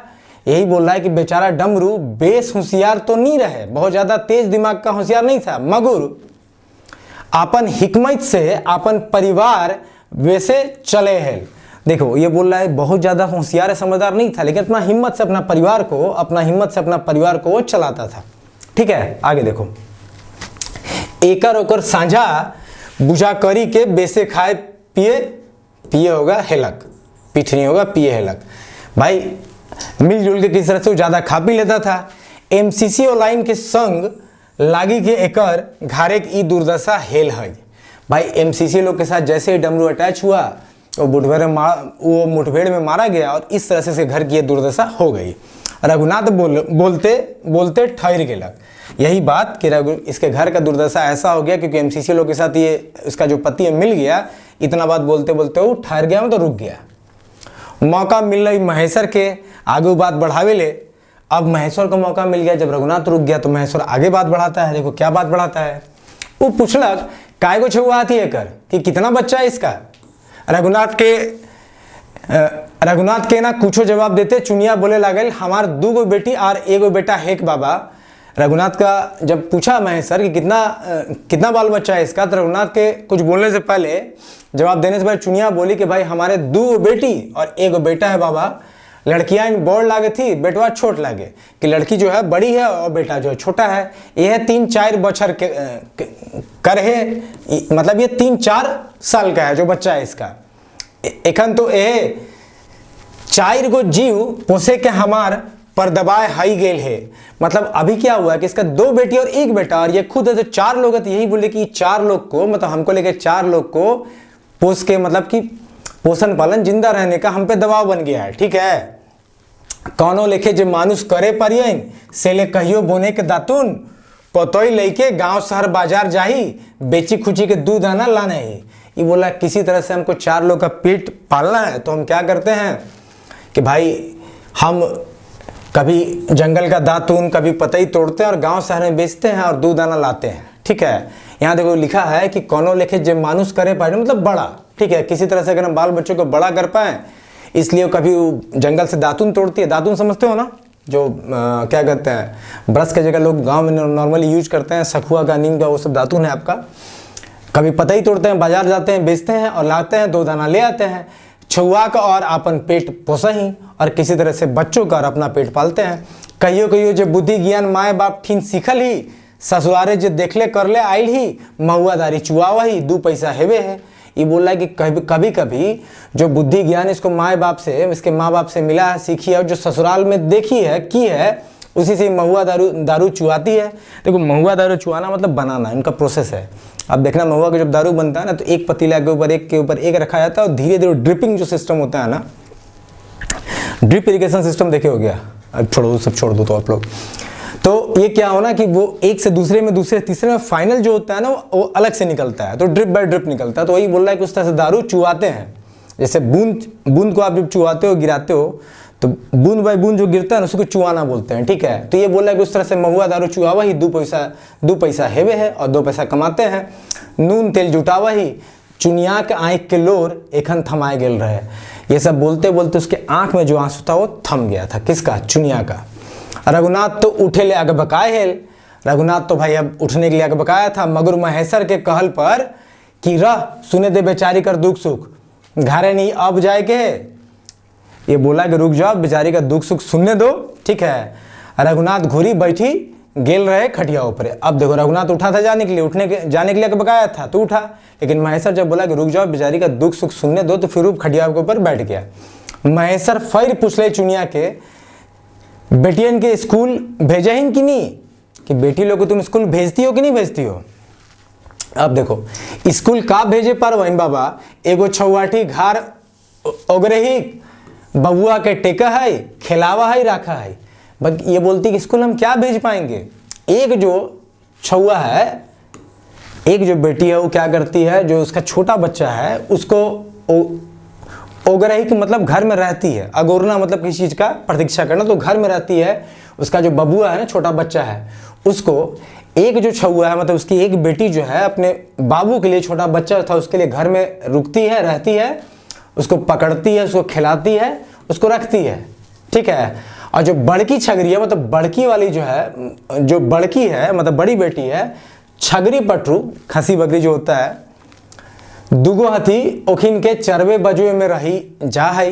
वो बोली कि उन लोग को चराने वाने में रह जाती है। मतलब एक बेटी इसके छोटे बच्चे जो है, इसका जो छोटा बेटा उसको खिलाने के लिए, रखने के लिए घर में रहती है, और दूसरी जो इसकी बेटी है वो छगरी पटरू मतलब खसी पाठी जो है उसको चराने के लिए में बिजी रहती है। बापा रहल थी तो छौआनो स्कूल जात ला थी। ये बोल रहा है कि अगर उसके पापा रहते तो उन लोग स्कूल जाती थी। हमू छौआन के पढ़ावल त्रियन, मगर का करो जखन हमार किस्मत फूटल है तखन ककरा दोष देवे। ये बोला कि हम भी अपने बच्चे लोग को पढ़ाते, बेटियन को पढ़ाते, लेकिन जब हमारा किस्मत फूटा हुआ तो हम किसको दोष दे। नैहरो लोग कोनो आशा भरोसा मदद पायो के नेखे सेले जे हेतै ऊपर ओला के, जखन एहे मर्जी है तखन आर के करी पारिये। ये बोल रहा है कि देखो नैहर से भी, नैहर मतलब समझ रहे हो ना, मैके नैहर जो होता है, ये बोला वहाँ से भी हमको कोई भरोसा नहीं है, कोई आस नहीं है, कोई मदद नहीं मिलता है। तो भाई हम छोड़ दिए ऊपर वाला का, कि जो जब उसका ऊपर वाला का यही मर्जी है तो हम क्या कर पाएंगे। चुनिया निडर है कि बाबा महेश्वर के आगे अपन दुख सुख खोली के राखे लागल। अब चुनिया जो है ना अब थोड़ा निडर हो गई थी, क्योंकि इतना बात बढ़ गया था तो महेश्वर से उसको डर नहीं लग रहा था। एक एक बात को अपना जो भी सुख दुख था उसको खोल के महेश्वर के सामने रख रही थी। तो कहा हाय ठीक बाबा, मगर सोची देखिए, सोची आवा ही हम छुआ के स्कूल एखन भेजे ही नहीं पा रही। चुनिया बोल रही, बोला कि तोहे तो ठीक कहे बाबा, ठीक है, तोहे तो कहा है ठीक है बाबा, कि आप जो बोल रहे हैं बाबा वो ठीक ही बोल रहा है, लेकिन हम सोच के भी सोचे कि बच्चा लोग के, लेकिन फिर भी हम स्कूल नहीं भेज पा रहे हैं। ये चुनिया बोली। से कहा पूछल महेश्वर ने फिर पूछा कि वो क्यों। अब बताती है कि बड़ छुआटी छगरी पटरू नहीं देखी दे तो छुआ के लुगा फाटा कहाँ ले देवे। ये बोल रही कि अगर बड़ी लड़की छगरी पटरू जो है खसी उसी को अगर बकरी को नहीं चराएगी तो उसको हम लुगा फाटा मतलब कपड़ा लता कहाँ से देंगे। ऐसा इसने क्यों कहा, इसलिए कहा कि देखो ये जो क्या कहते हैं, ये बकरी वकरी जो लोग पालते हैं तो इनके बच्चे जैसे ही होते हैं ना, तो फिर ये बड़े वालों को बेच देते हैं। तो भाई बेच के 2 पैसा जो मिलता होगा उससे इन लोग लुगा फटा जो बोल रहे हैं, कहने का मतलब कि कपड़ा वपड़ा इन लोग खरीदते होंगे। अब देखो इसको थोड़ा ऊपर करते हैं। छोटकी बाबूटा के जो दिना रखा है, एक सेकेंड, अब बोल रहा है कि बड़ी वाली बेटी तो भाई छगरी पटरू चराती है, अगर नहीं चराएगी उसको कपड़ा तक कहाँ से देंगे। अब छोटकी बाबू टाके जो दिना रखाई तो हम पर पेठिया हाट बाजार कहूँ जाए नहीं पा रहा, फिर एक इनके खिलावे इन कैसे। ये बोला और अगर छोटी वाली जो मेरा बेटा है उसको नहीं संभालेगी तो हम हाट बाजार कैसे जाएंगे, कोई भी काम धंधा कैसे करेंगे, इन लोगों को कैसे खिलाएंगे। क्योंकि मान लो ये दातुन बेचती है, पतई तोड़ के शहर में बेचती है, दारू बनाती है, तो उसको भाई अगर बच्चों के संभालने में रहेगी तो सब काम नहीं कर पाएगी, वो काम नहीं कर पाएगी, 2 पैसा आएगा नहीं, और 2 पैसा आएगा नहीं तो इन लोग सब खाएगा क्या। तो यही दुख वो बता रही थी। ठीक है, चलो अब देखो, जगठिन धान संपत्ति रहे है, सवांग निचूत रहे है, ओखिने छुआ पुता पड़े पा रहे। भाई जिसके पास धन संपत्ति रहता है, सवांग निचूत कहने का मतलब जो शरीर से मजबूत होता है उसी के छुआ पुता मतलब बाल बच्चे पढ़ पाते हैं। एगो गाँव में देखा इन जाकिन के थोड़ कुछ है इन, ओखिने के छुआ पढ़े लिखे लागल हथिन। इस गाँव में देखते हैं कि जिसके पास थोड़ा कुछ है उसी का बाल बच्चा पढ़ता है। ई टोला गाँव 2-4 घर छुआ पढ़ल लिखल हथिन। इस टोला में जो बेदिया टोला जहाँ लोग गए थे, इस टोला में 2-4 घर छुआ जहाँ पढ़े लिखल थे, बाकी सब हमारे जैसन हथ, बाकी सब इसी के जैसे हैं। चुनिया ज्ञानी लिखे महेश्वर के ज्ञान दिए लगले। अब चुनिया जो थी ना वो ज्ञानी जैसा महेश्वर को ज्ञान देने लगती है। कोनो ऐसा घर ही आसे पासे टोला नेखे जहाँ हम धांग रोनो रही के छुआ के स्कूले जा। देखो ये क्या बोल रहा है कि कोनो ऐसन घर ही आसे पासे टोला नेखे जहाँ हम धांग रोनो रही के छुआ के स्कूले पढ़ावत लिए और धंगरीनो रहले हमार सब छुआ के पोसी पासी देते लोग का। ये बोल रहा है कि इस टोला में ऐसा कोई घर नहीं है जहां पे नौकर रह के भी, नौकरानी रह के भी, दाई रह के भी अपने बच्चा लोग को पढ़ा सकती है। और अगर नौकरानी रह भी गई तो भाई बच्चा लोग को पोसेगा पालेगा कौन, क्योंकि दिन भर तो वहाँ काम में व्यस्त रहेगी। तो वही बोलती है धांगड़ो मतलब काम करने वाली नौकरानी दाई। चुनिया बोलत रही, महेश्वर और रघुनाथ चुप रहत। अब चुनिया बोल रही थी और महेश्वर और रघुनाथ दोनों सुन रहा था, चाचा भतीजा। चुनिया फिर बोले लागल, आपन सब लाज बीच छोड़ी के केकरो लॉन्डिनो रहले तो हमार ई छुआ पुता के नहीं देखी। ये बोल रहा है कि जैसे मान लो उसका पति नहीं था, वो विधवा हो गई थी, तो बोल रहा है कि देखो नौकरानी रहने से भी काम नहीं बन रहा है, और अगर हम सब कुछ लाज शर्म छोड़ भी दे और किसी की लॉन्डी भी बन के रहें, कहने का मतलब कि अगर ये दूसरा शादी या किसी के साथ में संबंध में आ जाए, किसी दूसरे मर्द के साथ, ठीक है। लॉन्डी एक थोड़ा सा गांव में बोला जाता है शब्द है, शब्द का मीनिंग थोड़ा निगेटिव सेंस में है कि अगर हम किसी की लॉन्डी भी बन के रहें, मतलब सेकंड वाइफ या सेकंड अफेयर में भी रहें, तो क्या हमारे छुआ पुता जो है बाल बच्चों को देख लेगा, संभाल लेगा, देखी समराय दे। सेले जखन तक हम अपन छुआ के पौध नहीं करे पा रही है, इसलिए सेले जब तक ये अपने छुआ को मतलब बेटे को पौध नहीं करे पाए, मतलब बड़ा नहीं कर लेती है, तखन तक और हमारा सोचे के उपाय नहीं है, तब तक इसके पास सोचने का कोई उपाय नहीं है। एमसीसी और सरकार कर पुलिस कर मारल हम उठे जे नहीं पारे लागल ही। ये बोल रहे कि एमसीसी सरकार और पुलिस का मार इस पे ऐसा पड़ा है, इसका पति का डेथ जो हुआ है ये उठ नहीं पाई है, ये इस सोच से ही नहीं उठ पा रही है कि हमको पोसना पालना, बस जिंदा रहना है, ठीक है, किसी तरह से अपने बच्चे को बड़ा करना है। रात दिन सोचा ही हम जियब कैसे, हम रात दिन सोचते हैं कि हम जिएंगे कैसे, मैं जीऊंगी कैसे, ठीक है। चुनिया एक बारगी चुप है गई। चुनिया अचानक से एक बारगी में तो नहीं होता कि बोलते बोलते रुक जाना अचानक से, तो एक बारगी चुप है गई, चुप हो गई। रघुनाथ और महेश्वरो उठी के चले लागल, रघुनाथ और महेश्वरो उठी के चल लागला, ठीक है, कि रघुनाथ और महेश्वर दोनों उठ के वहां से अब चलने लगे, ठीक है। तो ये देखो, ये खोटा की पूरी कहानी थी, ये इसका दुख दर्द था कि ये बताती है कि देखो एमसीसी सरकार और पुलिस के गलती की वजह से चाहे जो भी रीजन रहा हो, मेरा पति तो मारा गया, अब हमको हमारे बाल बच्चों को बड़ा करना, उनको पोसना पालना, खाने का जुगाड़ करना, इतना ही से हम सोच से उठ नहीं पा रहे हैं, तो बाकी हम स्कूल क्या भेजेंगे, ठीक है। और ये अपना दुख बताती है कि अब तुम बस इसी सोच में रात दिन हम रात दिन यही सोचते हैं कि हम जिएंगे पहले कैसे, क्योंकि मेरे पास कोई धन संपत्ति थोड़ी ना, हमें तो आज कमाना है, आज खाना है, तो हम दिन भर यही सोचते रहते हैं कि हम अब जिएंगे कैसे, ठीक है। और ऐसे बोलते बोलते चुप हो जाती है। रघुनाथ और महेश्वर वहां से उठ के चल जाता है। देखो कहानी बड़ी थी, ये तो मैंने अभी खोटा का आपको बताया, अभी मैं इसका हिंदी वाला पार्ट भी बताऊंगा और उसके बाद फिर एमसीक्यूज भी लेके आऊंगा। तो गाइज आइए अब इसको हम हिंदी में समझते हैं। अभी तक मैंने आपको खोटा में समझा दिया, अब हिंदी में फटाफट देखते हैं। उसके बाद चूंकि एमसीक्यूज भी है तो ये वीडियो फिर थोड़ा लंबा हो गया, लेकिन क्या करूँ, चूंकि एक एक चीज़ आपको समझाना है तो थोड़ा सा वक्त लगेगा। आप इत्मीनान से देखो, कहानी है। अब मैंने जो खोटा को आपको ट्रांसलेट किया, बस मैं हिंदी में मैंने इसको बना के रखा है, आप देख लो, आपको समझ में आ जाएगा। चलो बस मैं अब कहानी पढ़ता हूँ, सब कुछ मैंने समझा दिया है। महेश्वर और पार्वती 10-15 दिन के लिए अपने रिश्तेदारों से मिलने जुलने जा रहे थे, ठीक है। ये बात मैंने आपको बताई है कि भाई उन लोग अपने रिश्तेदार से मिलने जा रहे थे 10-15 दिन के लिए। दिन में एगो मतलब दूसरा गांव गए थे और शाम होते हुए मुरपा पहुंचे। मुरपा इनको जाना था, तो शाम को मतलब मुंह अंधेरा समय ये मुरपा पहुंचे थे। मुरपा में महेश्वर का गोतिया भतीजा सब रहते थे। कौन रहता था? गोतिया भतीजा रहते थे। महेश्वर शादी ब्याह के अवसर पर 1-2 बार आया गया था, पर उसकी पत्नी पार्वती कभी भी इस इलाके में नहीं आई थी। महेश्वर शादी ब्याह का प्रोग्राम में इस गांव में 1-2 बार आया गया था, लेकिन उसकी पत्नी कभी भी नहीं आई थी। उसकी पत्नी कौन है? पार्वती। महेश्वर का टैक्सी गाड़ी जैसे ही घुसा, मर्द बेटा सब इधर उधर भागने लगे। महेश्वर का टैक्सी गाड़ी गांव में जैसे ही घुसता है, सारे जेंट्स इधर उधर भागने लगते हैं। महिलाएं कोई भी गाड़ी के नज़दीक आने का हिम्मत नहीं किए। भाई जो लेडीज़ थी वो भी गाड़ी के नज़दीक आने की हिम्मत नहीं की।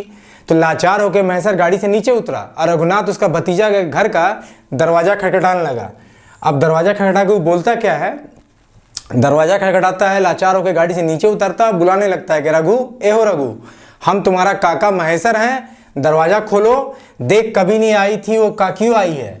तो भाई जो काकी कभी नहीं आई है वो आज आई है, डरने का कोई बात नहीं है, सर सिपाही हम लोग के साथ नहीं है रे बाबा। और ये बोल के वो दरवाज़ा खुलवाने की कोशिश करता है कि भाई हमारे साथ कोई सर सिपाही नहीं है और देखो तुम्हारी काकी भी आई है जो आज तक कभी नहीं आई है। अब जो रघु की पत्नी है बड़की, जो कि भंदरुआ की माई है, वो जो कि पितियान सास लगेगी, ठीक है, सॉरी, जो रघु की पत्नी है, जो बड़ी है, जो भंदरुआ की माँ है, उसको कौन बुलाता है? तो भाई पार्वती बुलाती है कि देखो एक पितियाइन सास आई है। चूंकि रघु की पत्नी के लिए ये जो पार्वती है, महेश्वर की पत्नी, महेश्वर की वाइफ जो पार्वती है, रघु की पत्नी फूलसरी के लिए ये क्या लगेगी? ये पितियाइन सास लगेगी इसकी, ठीक है। तो ये बोलती है कि देखो पितियाइन सास आज तुम लोग को खोजने आई है और तुम लोग 6 बजे शाम को ही भालू बंदर सियार के डर से शाम को ही लुका गए हो। पार्वती ऐसा बोलती है, महेश्वर ही बोलता है दरवाजा खोलने के लिए। अब क्या होता है देखो, बड़ी देरी में आवाज पहचान कर रघु की पत्नी, बहू नहीं, रघु की पत्नी, रघु बहू मतलब रघु की पत्नी, ठीक है, किसी के नाम से ही बुलाते हैं नहीं किसी को। तो रघु की पत्नी बाहर आई, देखी पहचानी, उसके गोतिया घर के छोटे काकी लगते थे, तो पहचान गई देख के। रघु की बहू और उसकी पतोहू सब निडर होकर दोनों के घर के आंगन में ले गई। वो लोग पहचान गए। पहचानने के बाद थोड़ा साहस आया कि ठीक है रात में कोई दूसरा लोग नहीं है सामने।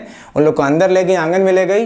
पुरखा आए हैं, मतलब रिश्तेदार आए हैं, इसलिए झटपट तीनों सास पतो पैर छूने लगे इन लोग का। महेश्वर और पार्वती को लोटा पानी दिए, जैसा कि गांव में प्रचलन है, कोई भी आता है तो उसको स्वागत के लिए एक लोटा पानी दिया जाता है। अब क्या हुआ कि जब इन लोग घर में आ गए, इन लोग को एक लोटा पानी मिला, हाथ पैर दोनों धो लिए, धो के बैठ गए। महेश्वर और पार्वती दोनों बैठ गए। अब रघु की बहू की खातिर तो काका काकी दोनों इस समय महादेव और पार्वती जैसे भगवान खड़ा हो गए थे।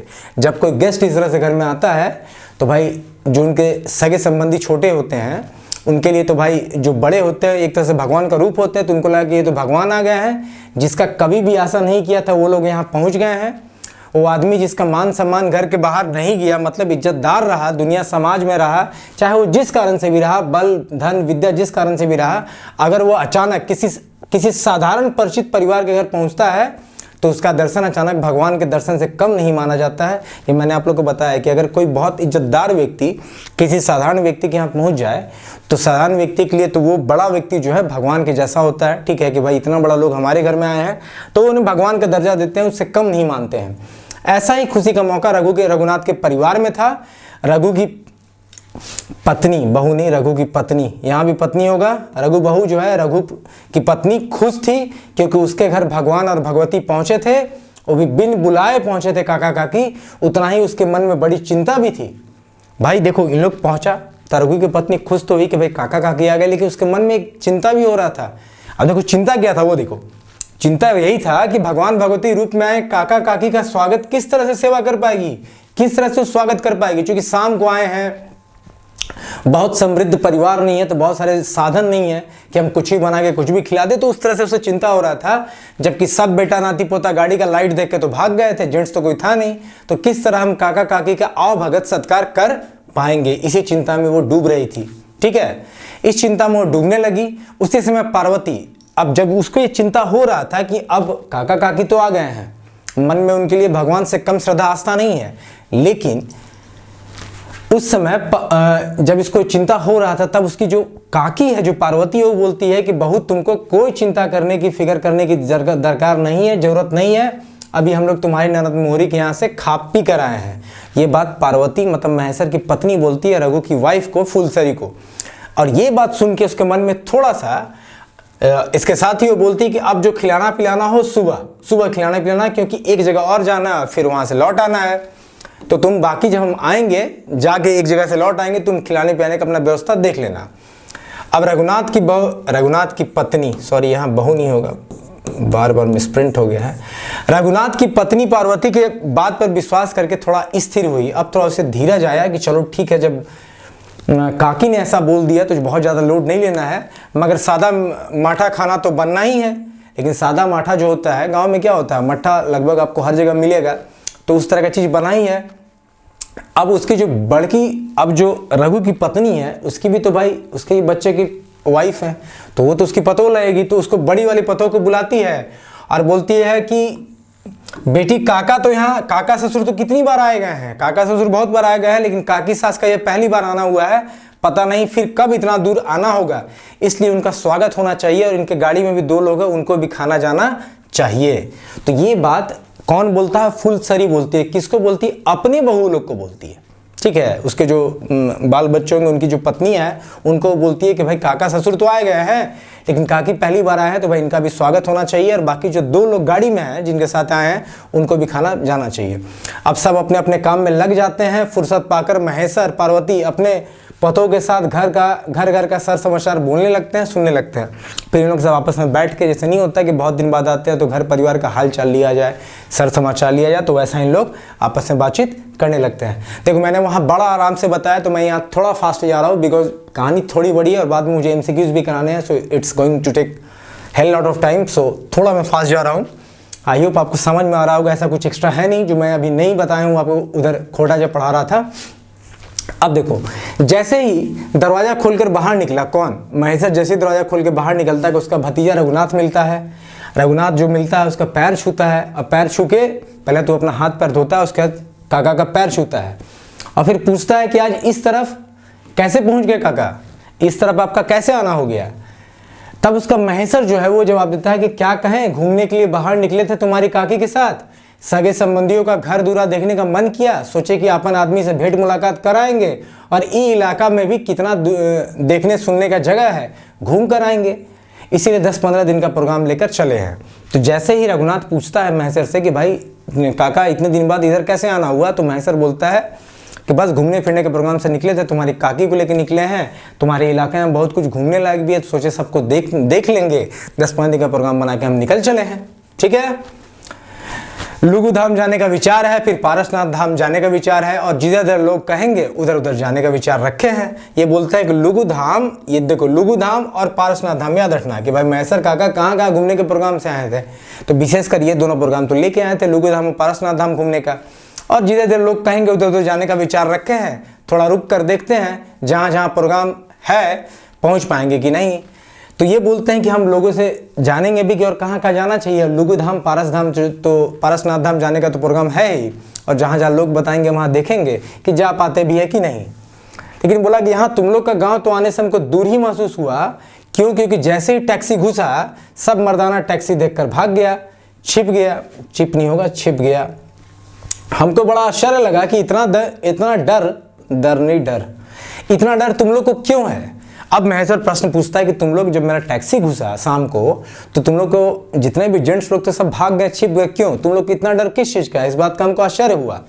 अब महेश्वर ये क्वेश्चन पूछ के रघुनाथ के जवाब का प्रतीक्षा करने लगा, कि महेश्वर रघुनाथ के जवाब का प्रतीक्षा करने लगा। अब रघुनाथ जवाब देता है महेश्वर को कि काका पुलिस के डर से सब पुरुष यहाँ नहीं, आसपास के सब गाँव में लुक छिप जाते हैं, लुकाए छिपाए छिपने लगते हैं। पुलिस एमसीसी एरिया कह के दौड़ाते रहती है, सबको परेशान करती है। रघु एक सांस में बताने लगता है।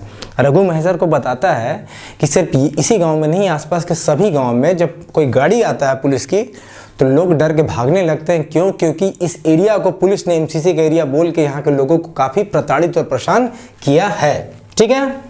अब देखो शाम ये भी बताता है कि आप लोग जब आए तो शाम था जब आप लोग गांव में घुसे, तो लोग समझ नहीं पाया कि टैक्सी गाड़ी किसका गाड़ी है, वो समझ ही नहीं पाया। नॉर्मली मारुति गाड़ी देखकर या टैक्सी गाड़ी देखकर वो नहीं डरते हैं, लेकिन पुलिस गाड़ी देखकर डर लगने लगता है। ये डर लगने लगता है।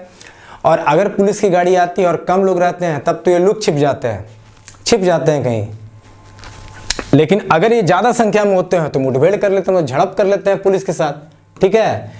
इस समय यहाँ मर्द लोग कम रहते हैं, इसलिए इधर उधर छिप के रहते हैं। ये बोल रहा है अभी के समय जब शाम को आप आए हैं तो यहाँ मर्द लोग वैसे भी कम है, इसलिए बाकी जो लोग थे वो तो आपको देखते छिप जाते हैं।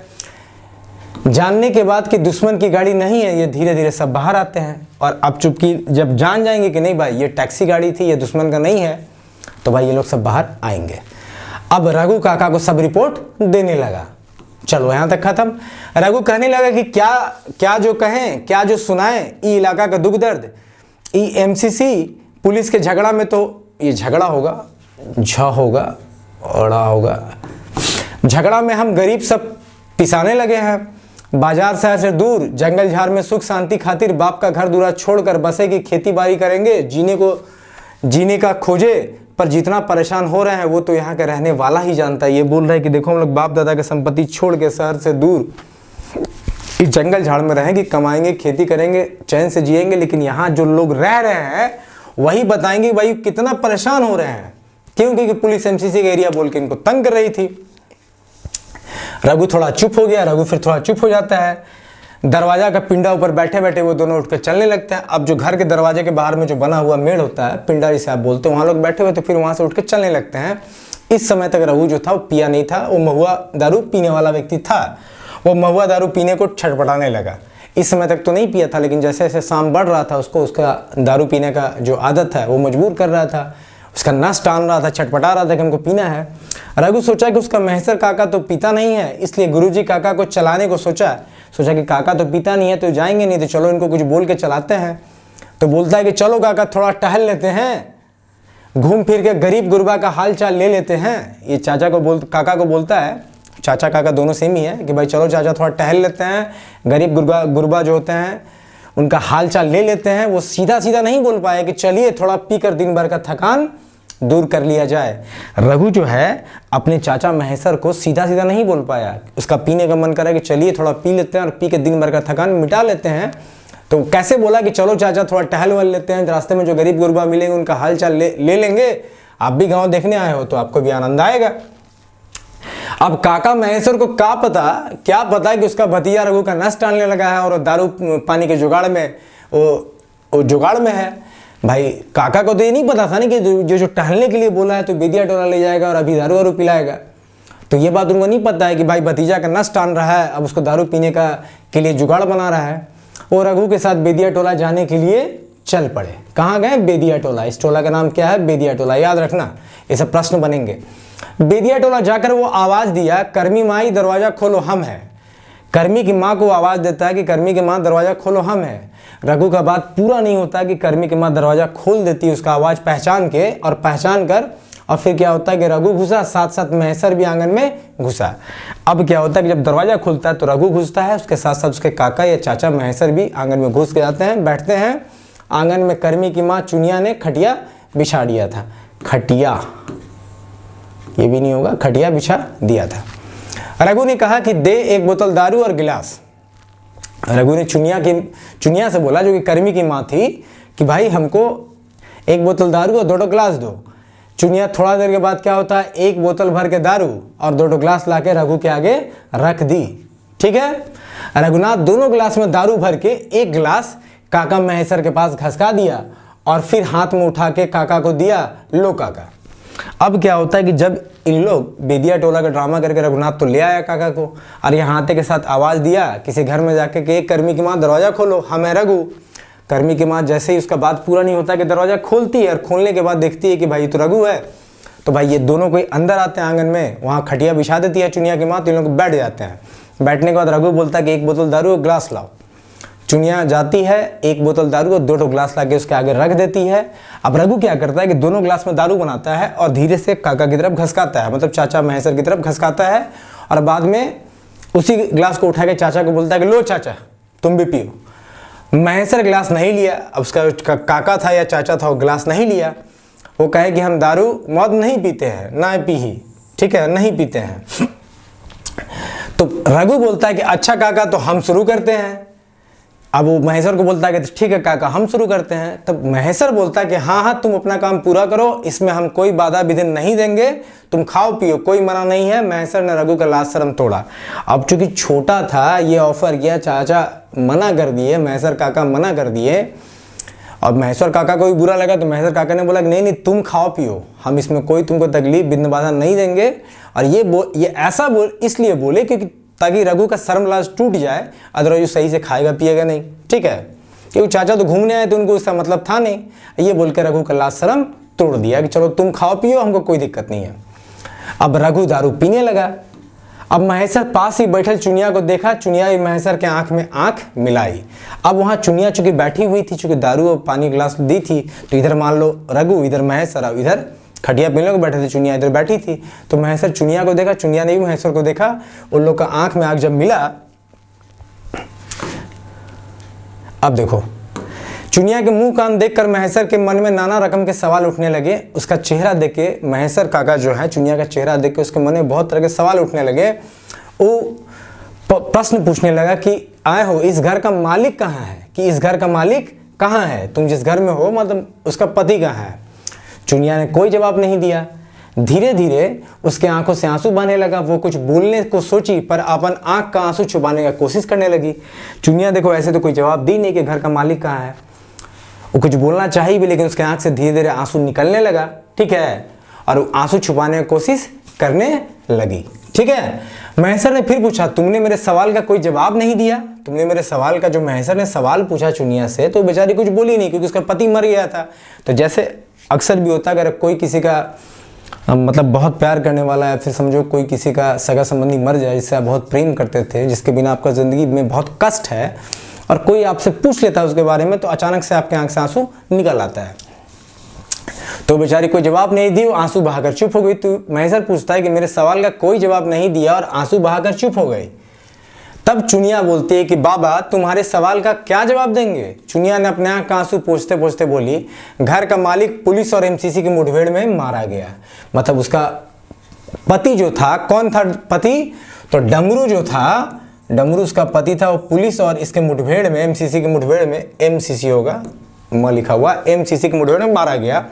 छोटा छोटा 2-4 तो खेत बाड़ी है, उसको भी संभाल नहीं पाते हैं, किसी तरह से बाल बच्चों को पोस पाल रहे हैं।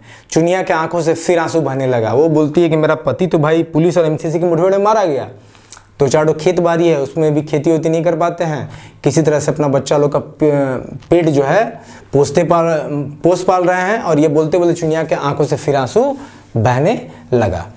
थोड़ा देर सब चुप रहे। भाई जब इस तरह का सिचुएशन हो कि कोई व्यक्ति रोना स्टार्ट कर देना, तो सब एक मतलब गमगीन माहौल हो जाता है, सब लोग चुप हो जाते हैं। अब देखो महेश्वर क्या बोलता है कि चुनिया और कोई अपना दुख सुनाती। रघुनाथ बोल पड़ा कि गुरुजी बेचारी बड़ी दुख से जी रही है।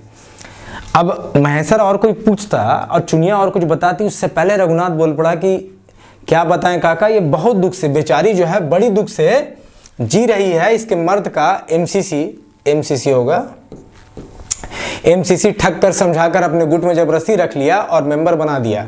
ये बोल रहा है कि इसके पति को किसी तरह से मतलब कि फंसा कर एमसीसी ने अपने गुट में मेंबर बना दिया और ज़बरदस्ती रख लिया। बेचारा डमरू बहुत ज़्यादा होशियार तो नहीं था, पर अपने हिम्मत से अपना परिवार वैसे चला लेता था। ये बोला कि इसका पति जो था ना बहुत ज़्यादा समझदार नहीं था, तो एमसीसी ने इसे बहला फुसला कर किसी तरह से अपने गुट में शामिल कर लिया, मेंबर बना लिया। इसका पति बहुत ज़्यादा होशियार नहीं था, लेकिन फिर भी अपना हिम्मत से परिवार चला रहा था। उसके साथ मिलजुल कर ज़्यादा खाता पीता था।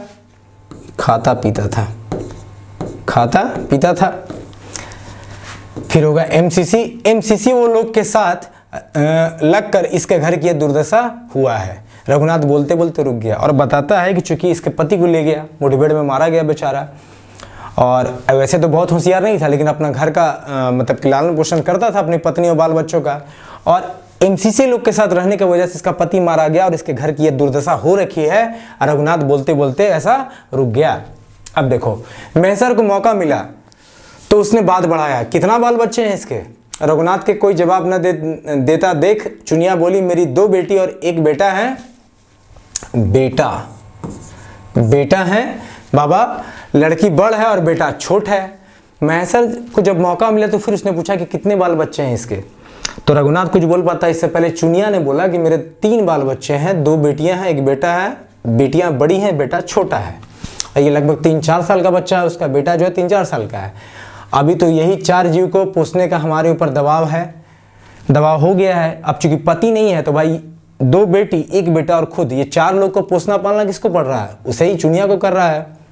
तो किसी तरह जो मनुष्य कर पाता है, वैसे कभी जंगल से देखो, किसी तरह जो बड़ा मनुष्य नहीं बड़ा होगा, इसका यही दबाव था किसी तरह अपने बाल बच्चों को बड़ा कर पाए। इसके लिए क्या करती, कभी जंगल से दातून पत्ता लेके गांव शहर जाती और बाजार में बेच देती। बेचने खोजने के बाद जो उसको 2 पैसा 2 दाना मिलता था उसको लेके आती थी और बच्चों और अपना पेट पोसती थी। ये बोल रही है कि भाई किसी तरह से हम अपने बच्चों को बड़े करने के लिए क्या करते हैं, दातून जंगल से तोड़ते हैं, पत्ता तोड़ते हैं, शहर जाते हैं, बेचते हैं, 2 पैसा कमाते हैं, उसी से अपने बाल बच्चों का पेट पालते हैं। कभी कभी जो बुद्धि ज्ञान माई बाप से के पास सीखे हैं, ससुराल में जो देखे हैं किए हैं, उससे हम दारू चुआते हैं, महुआ चुआते हैं और दारू बनाते हैं और 2 पैसा उससे कमा लेते हैं, नमक तेल जुटाते हैं। और अब इतना बोलते बोलते चुनिया के आंख के आंसू भी थम गए थे। वो बोलती है कि कभी क्या करती है, जंगल जाती है, दातुन लाती है, पत्ता तोड़ती है, शहर जाती है, बेचती है, उससे कुछ कमाती है, या फिर जो मायके में ससुराल में सीखी है, जो ज्ञान बुद्धि उसको मिला है, उससे महुआ चुहा के दारू बनाती है, उससे 2 पैसा कमाती है, नमक तेल लाती है और अपने बच्चों का पेट पालती है।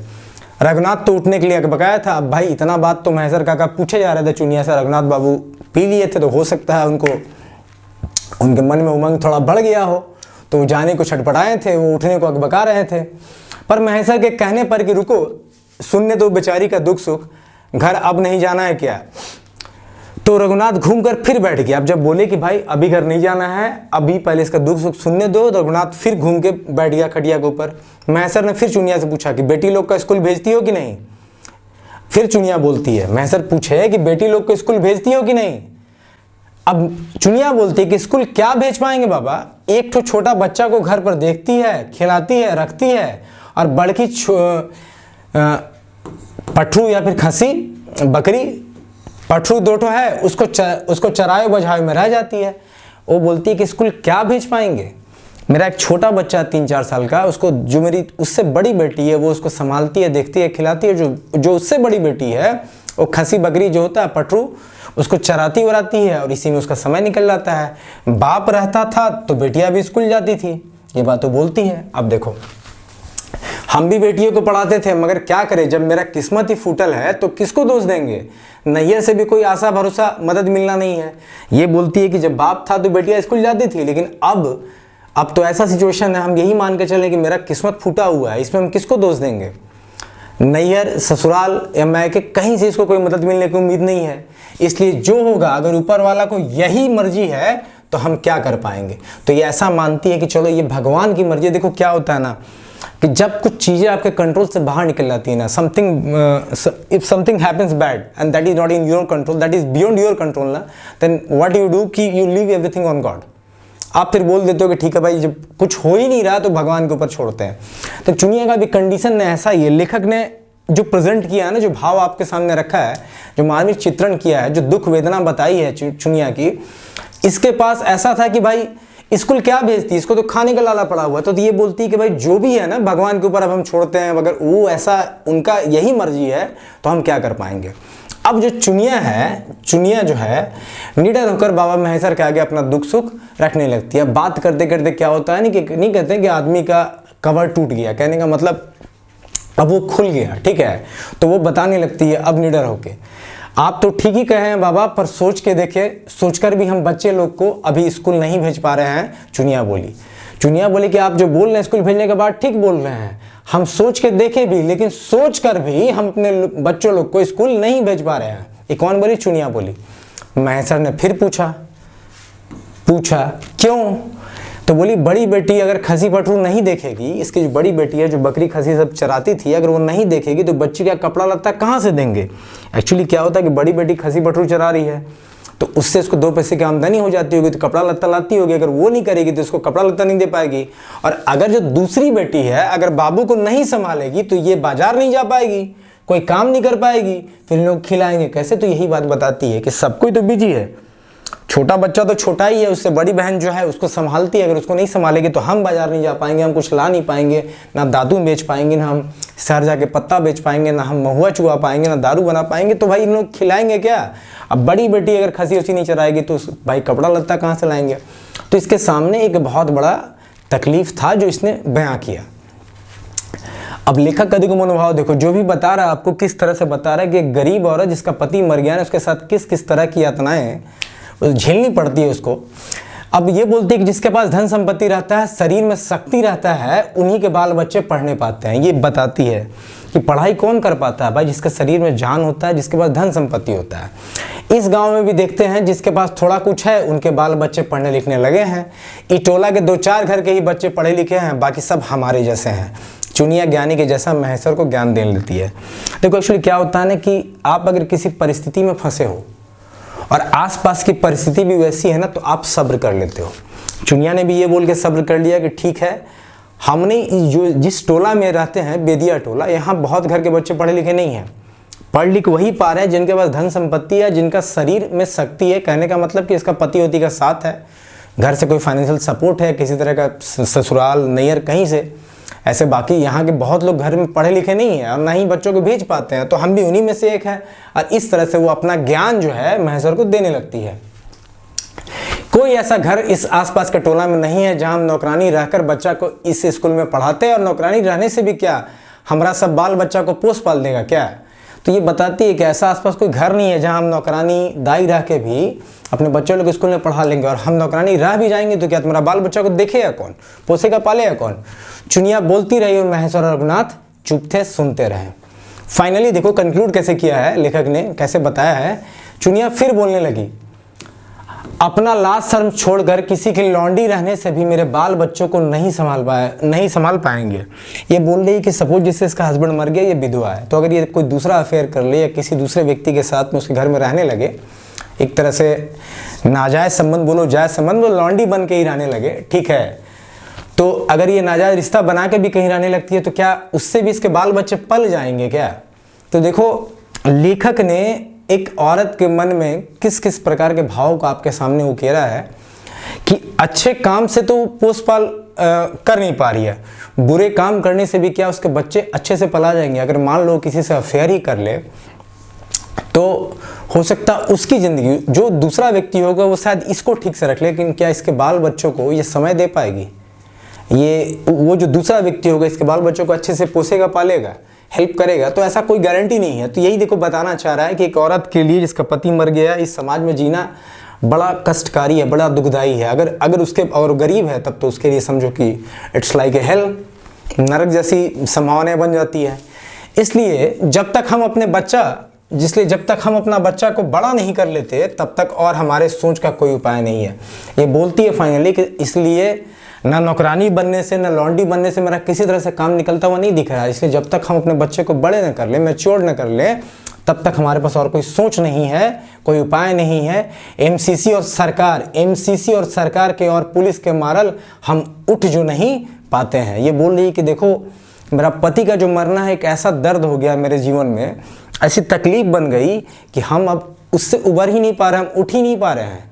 हम जिस तकलीफ में अब बस हम हर दिन रात दिन यही सोचते हैं, क्या सोचते हैं कि मैं कैसे जीऊँगी, हम कैसे जिए, मैं कैसे जीऊँगी, क्योंकि मेरे पास जीने का कोई विकल्प सहारा नहीं है। हम अगर नहीं करेंगे, सब बच्चे और हम मिल के अगर कुछ नहीं करेंगे तो ये जी नहीं पाएगी, सर्वाइव भी नहीं कर पाएगी अपना, क्योंकि खाना और कपड़ा से ऊपर ये कुछ सोच ही नहीं पा रहे कि इनको 2 वक्त का रोटी बड़ा मुश्किल से मिल रहा है।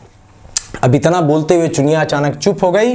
रघुनाथ और महेश्वर भी उठकर चलने लगे और कहानी यहीं पे एंड होता है कि इतना बोलते बोलते चुनिया अचानक से चुप हो गई, रघुनाथ महेश्वर भी उठ के चलने लगे। तो आई होप आपको लेखक का सारा भाव समझ में आ गया होगा। एक एक चीज़ मतलब डबल रिपीटेशन हो गया, आपको कोई दिक्कत नहीं होगा। अब चलो इसमें जो कुछ MCQs हैं, ठीक है, उसको लगा लेते हैं। हम कैसे जियब, MCQ based on this story देख लेते हैं। चलो पिछले बार बहुत लोग बोल रहे थे कि सर MCQ भी कराइए, तो देखो MCQ देखो, पहला देखो क्वेश्चन, अभी मैंने बहुत प्यार से कहानी बताया तो आप समझना ध्यान से, ठीक है। हमिन जियब कैसे कहानी कौन समस्या के ऊपर लिखल गेल है, कि ये जो हमिन जियब कैसे, हम कैसे जिएंगे, ये कहानी किस समस्या के ऊपर लिखा गया है। उग्रवाद, आतंकवाद, डकैती, चोरी। चलो बताओ, इतना अच्छा से मैंने पढ़ाया है तो ये भाई उग्रवाद के समस्या पे लिखा गया है। MCC और पुलिस भाई उग्रवादी इनस्टेड के समस्या पे लिखा गया है। चुनिया के मर्द कैसे मराई गेल हल, चुनिया के मर्द कैसे मराई गेल हल, चुनिया का जो मर्द था वो कैसे मराया गया था, तो भाई पुलिस मुठभेड़ में मरा था, ठीक है। इसी तरह के देखो छोटे छोटे प्रश्न आएंगे और जितना स्टोरी को मैं आप लोग को पार्ट बाय पार्ट एक एक बीट को अलग करके बता रहा हूं, मुझे नहीं लग रहा है कि शायद क्वेश्चन कहीं से छूटना चाहिए, ठीक है। रघुनाथ महेश्वर के कौन नाता लाग हलई, रघुनाथ और महेश्वर का क्या रिश्ता था, तो भाई कोई आप स्टोरी पढ़ो, उसमें बताया गया है गोतिया भतीजा का रिश्ता था। क्या रिश्ता बताया गया है, गोतिया भतीजा का रिश्ता बताया गया है। सो ए इज द करेक्ट आंसर। अब देखो हमिन जियब कैसे कहानी में उग्रवाद के की समाधान बतावल गई है। इस जो स्टोरी है जो आप लोगों ने सुना, इसमें उग्रवाद का क्या सॉल्यूशन बताया है लेखक ने, बताओ कहीं मैंने बताया आपको कि उग्रवाद का क्या सॉल्यूशन बताया लेखक ने। ध्यान से सोचना, बड़ा अच्छा प्रश्न है कि ये जो कहानी आपने सुना इसमें कोई उग्रवाद का सॉल्यूशन बताया है क्या लेखक ने, नहीं बताया है। उसने उससे हो रही समस्याओं को बताया लेकिन सॉल्यूशन नहीं बताया। इसलिए भाई कोई समाधान ना आए होता है, ठीक है, खोटा में नाज नहीं होता है, ठीक है, इया होता है। चूँकि इया टाइप करने में दिक्कत हुआ होगा इसलिए ऐसा टाइप कर दिया उसने, मेरे टीममेट्स ने। तो कोई समस्या नहीं बताया, याद रखना आप। नेक्स्ट क्वेश्चन देखो, रघुनाथ के बहू काका काकी के की पिए के आग्रह विनती कर लई। रघुनाथ एक बहू मतलब रघुनाथ की पत्नी ने काका काकी को क्या पीने का ऑफर किया, आग्रह किया, ठीक है, विनती किया। तो भाई सादा माठा। कहानी में एक एक वर्ड सुन, उससे आपको सब कुछ याद हो जाएगा। अगर एक से दो बार, दो से तीन बार, मतलब 2 बार भी आप कहानी सुन लेते हो, मैंने जिस स्टाइल में बताया आपको एक एक वर्ड का आंसर पता रहेगा, ध्यान देना।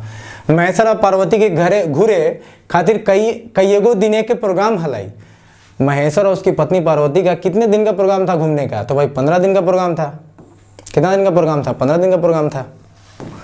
अगला क्वेश्चन देखो, EMCC और पुलिस का झगड़ा में हम गरीब सब पिसाइल लागल है, इटा के कहले? बताओ कि MCC और पुलिस के झगड़ा में हम सब गरीब पिसाइल लागल हो, ये बात किसने कही थी? तो भाई ये किसने कहा? तो रघुनाथ ने कहा। रघुनाथ ने बोला था अपने महेश्वर काका को, जब उसने पूछा था कि भाई हमारे आते लोग कैसे भागे, तो वो वही बताते नहीं बोलता है कि भाई MCC के और पुलिस के झगड़ा में हम लोग सब लोग पिसा रहे हैं। अब देखो, महुआ दारू पिए के लेल रघुनाथ काका संगे हेठ टोला पहुंचला। हेठ टोला का नाम हकई। ये पूछ रहा है कि महुआ दारू पीने के लिए रघुनाथ और महेश्वर जिस टोला में गए थे उस टोला का क्या नाम था? मैंने देखो बहुत बार रिपीट किया है कि महुआ दारू पिए के लिए रघुनाथ काका संगे हेठ टोला पहुंचला। हेठ टोला का नाम हकई। कौन सा नाम है? मोरपा, बेदिया, सुमला, कन्होनाई। तो भाई बेदिया टोला नाम था। क्या नाम था? बेदिया टोला। देखो ऐसे छोटे छोटे प्रश्न निकलेंगे, ठीक है। अब देखो, कर्मी माँ जो के माए होगा, कर्मी माए के की नाम है? कर्मी माए के नाम की है? तो भाई कर्मी की माँ का क्या नाम था? तो चुनिया नाम था। प्रमुख पात्र मैंने बताया आपको। कर्मी की माँ का क्या नाम था? तो चुनिया नाम था। अब कर्मी माए की बेचे हेला। अभी पूछ रहा है कि कर्मी की माँ क्या बेचती थी? कर्मी की माँ क्या बेचती थी बताओ?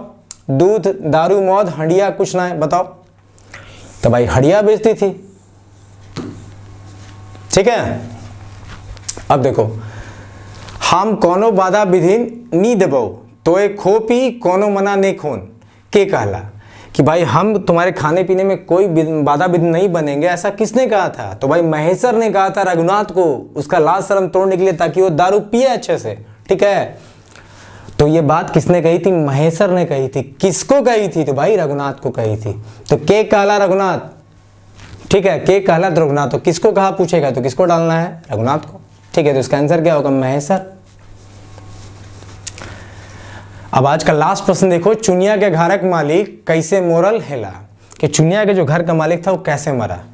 दारू मौत पी के, पोखरे डूब के, MCC और पुलिस मुठभेड़ में मराई गला, देशे खातिर लड़ाई में अपन जान देला। तो कैसे मरा था? तो भाई MCC और पुलिस मुठभेड़ में मारा गया था चुनिया का घर का मालिक, जिसका नाम क्या था? डमरू।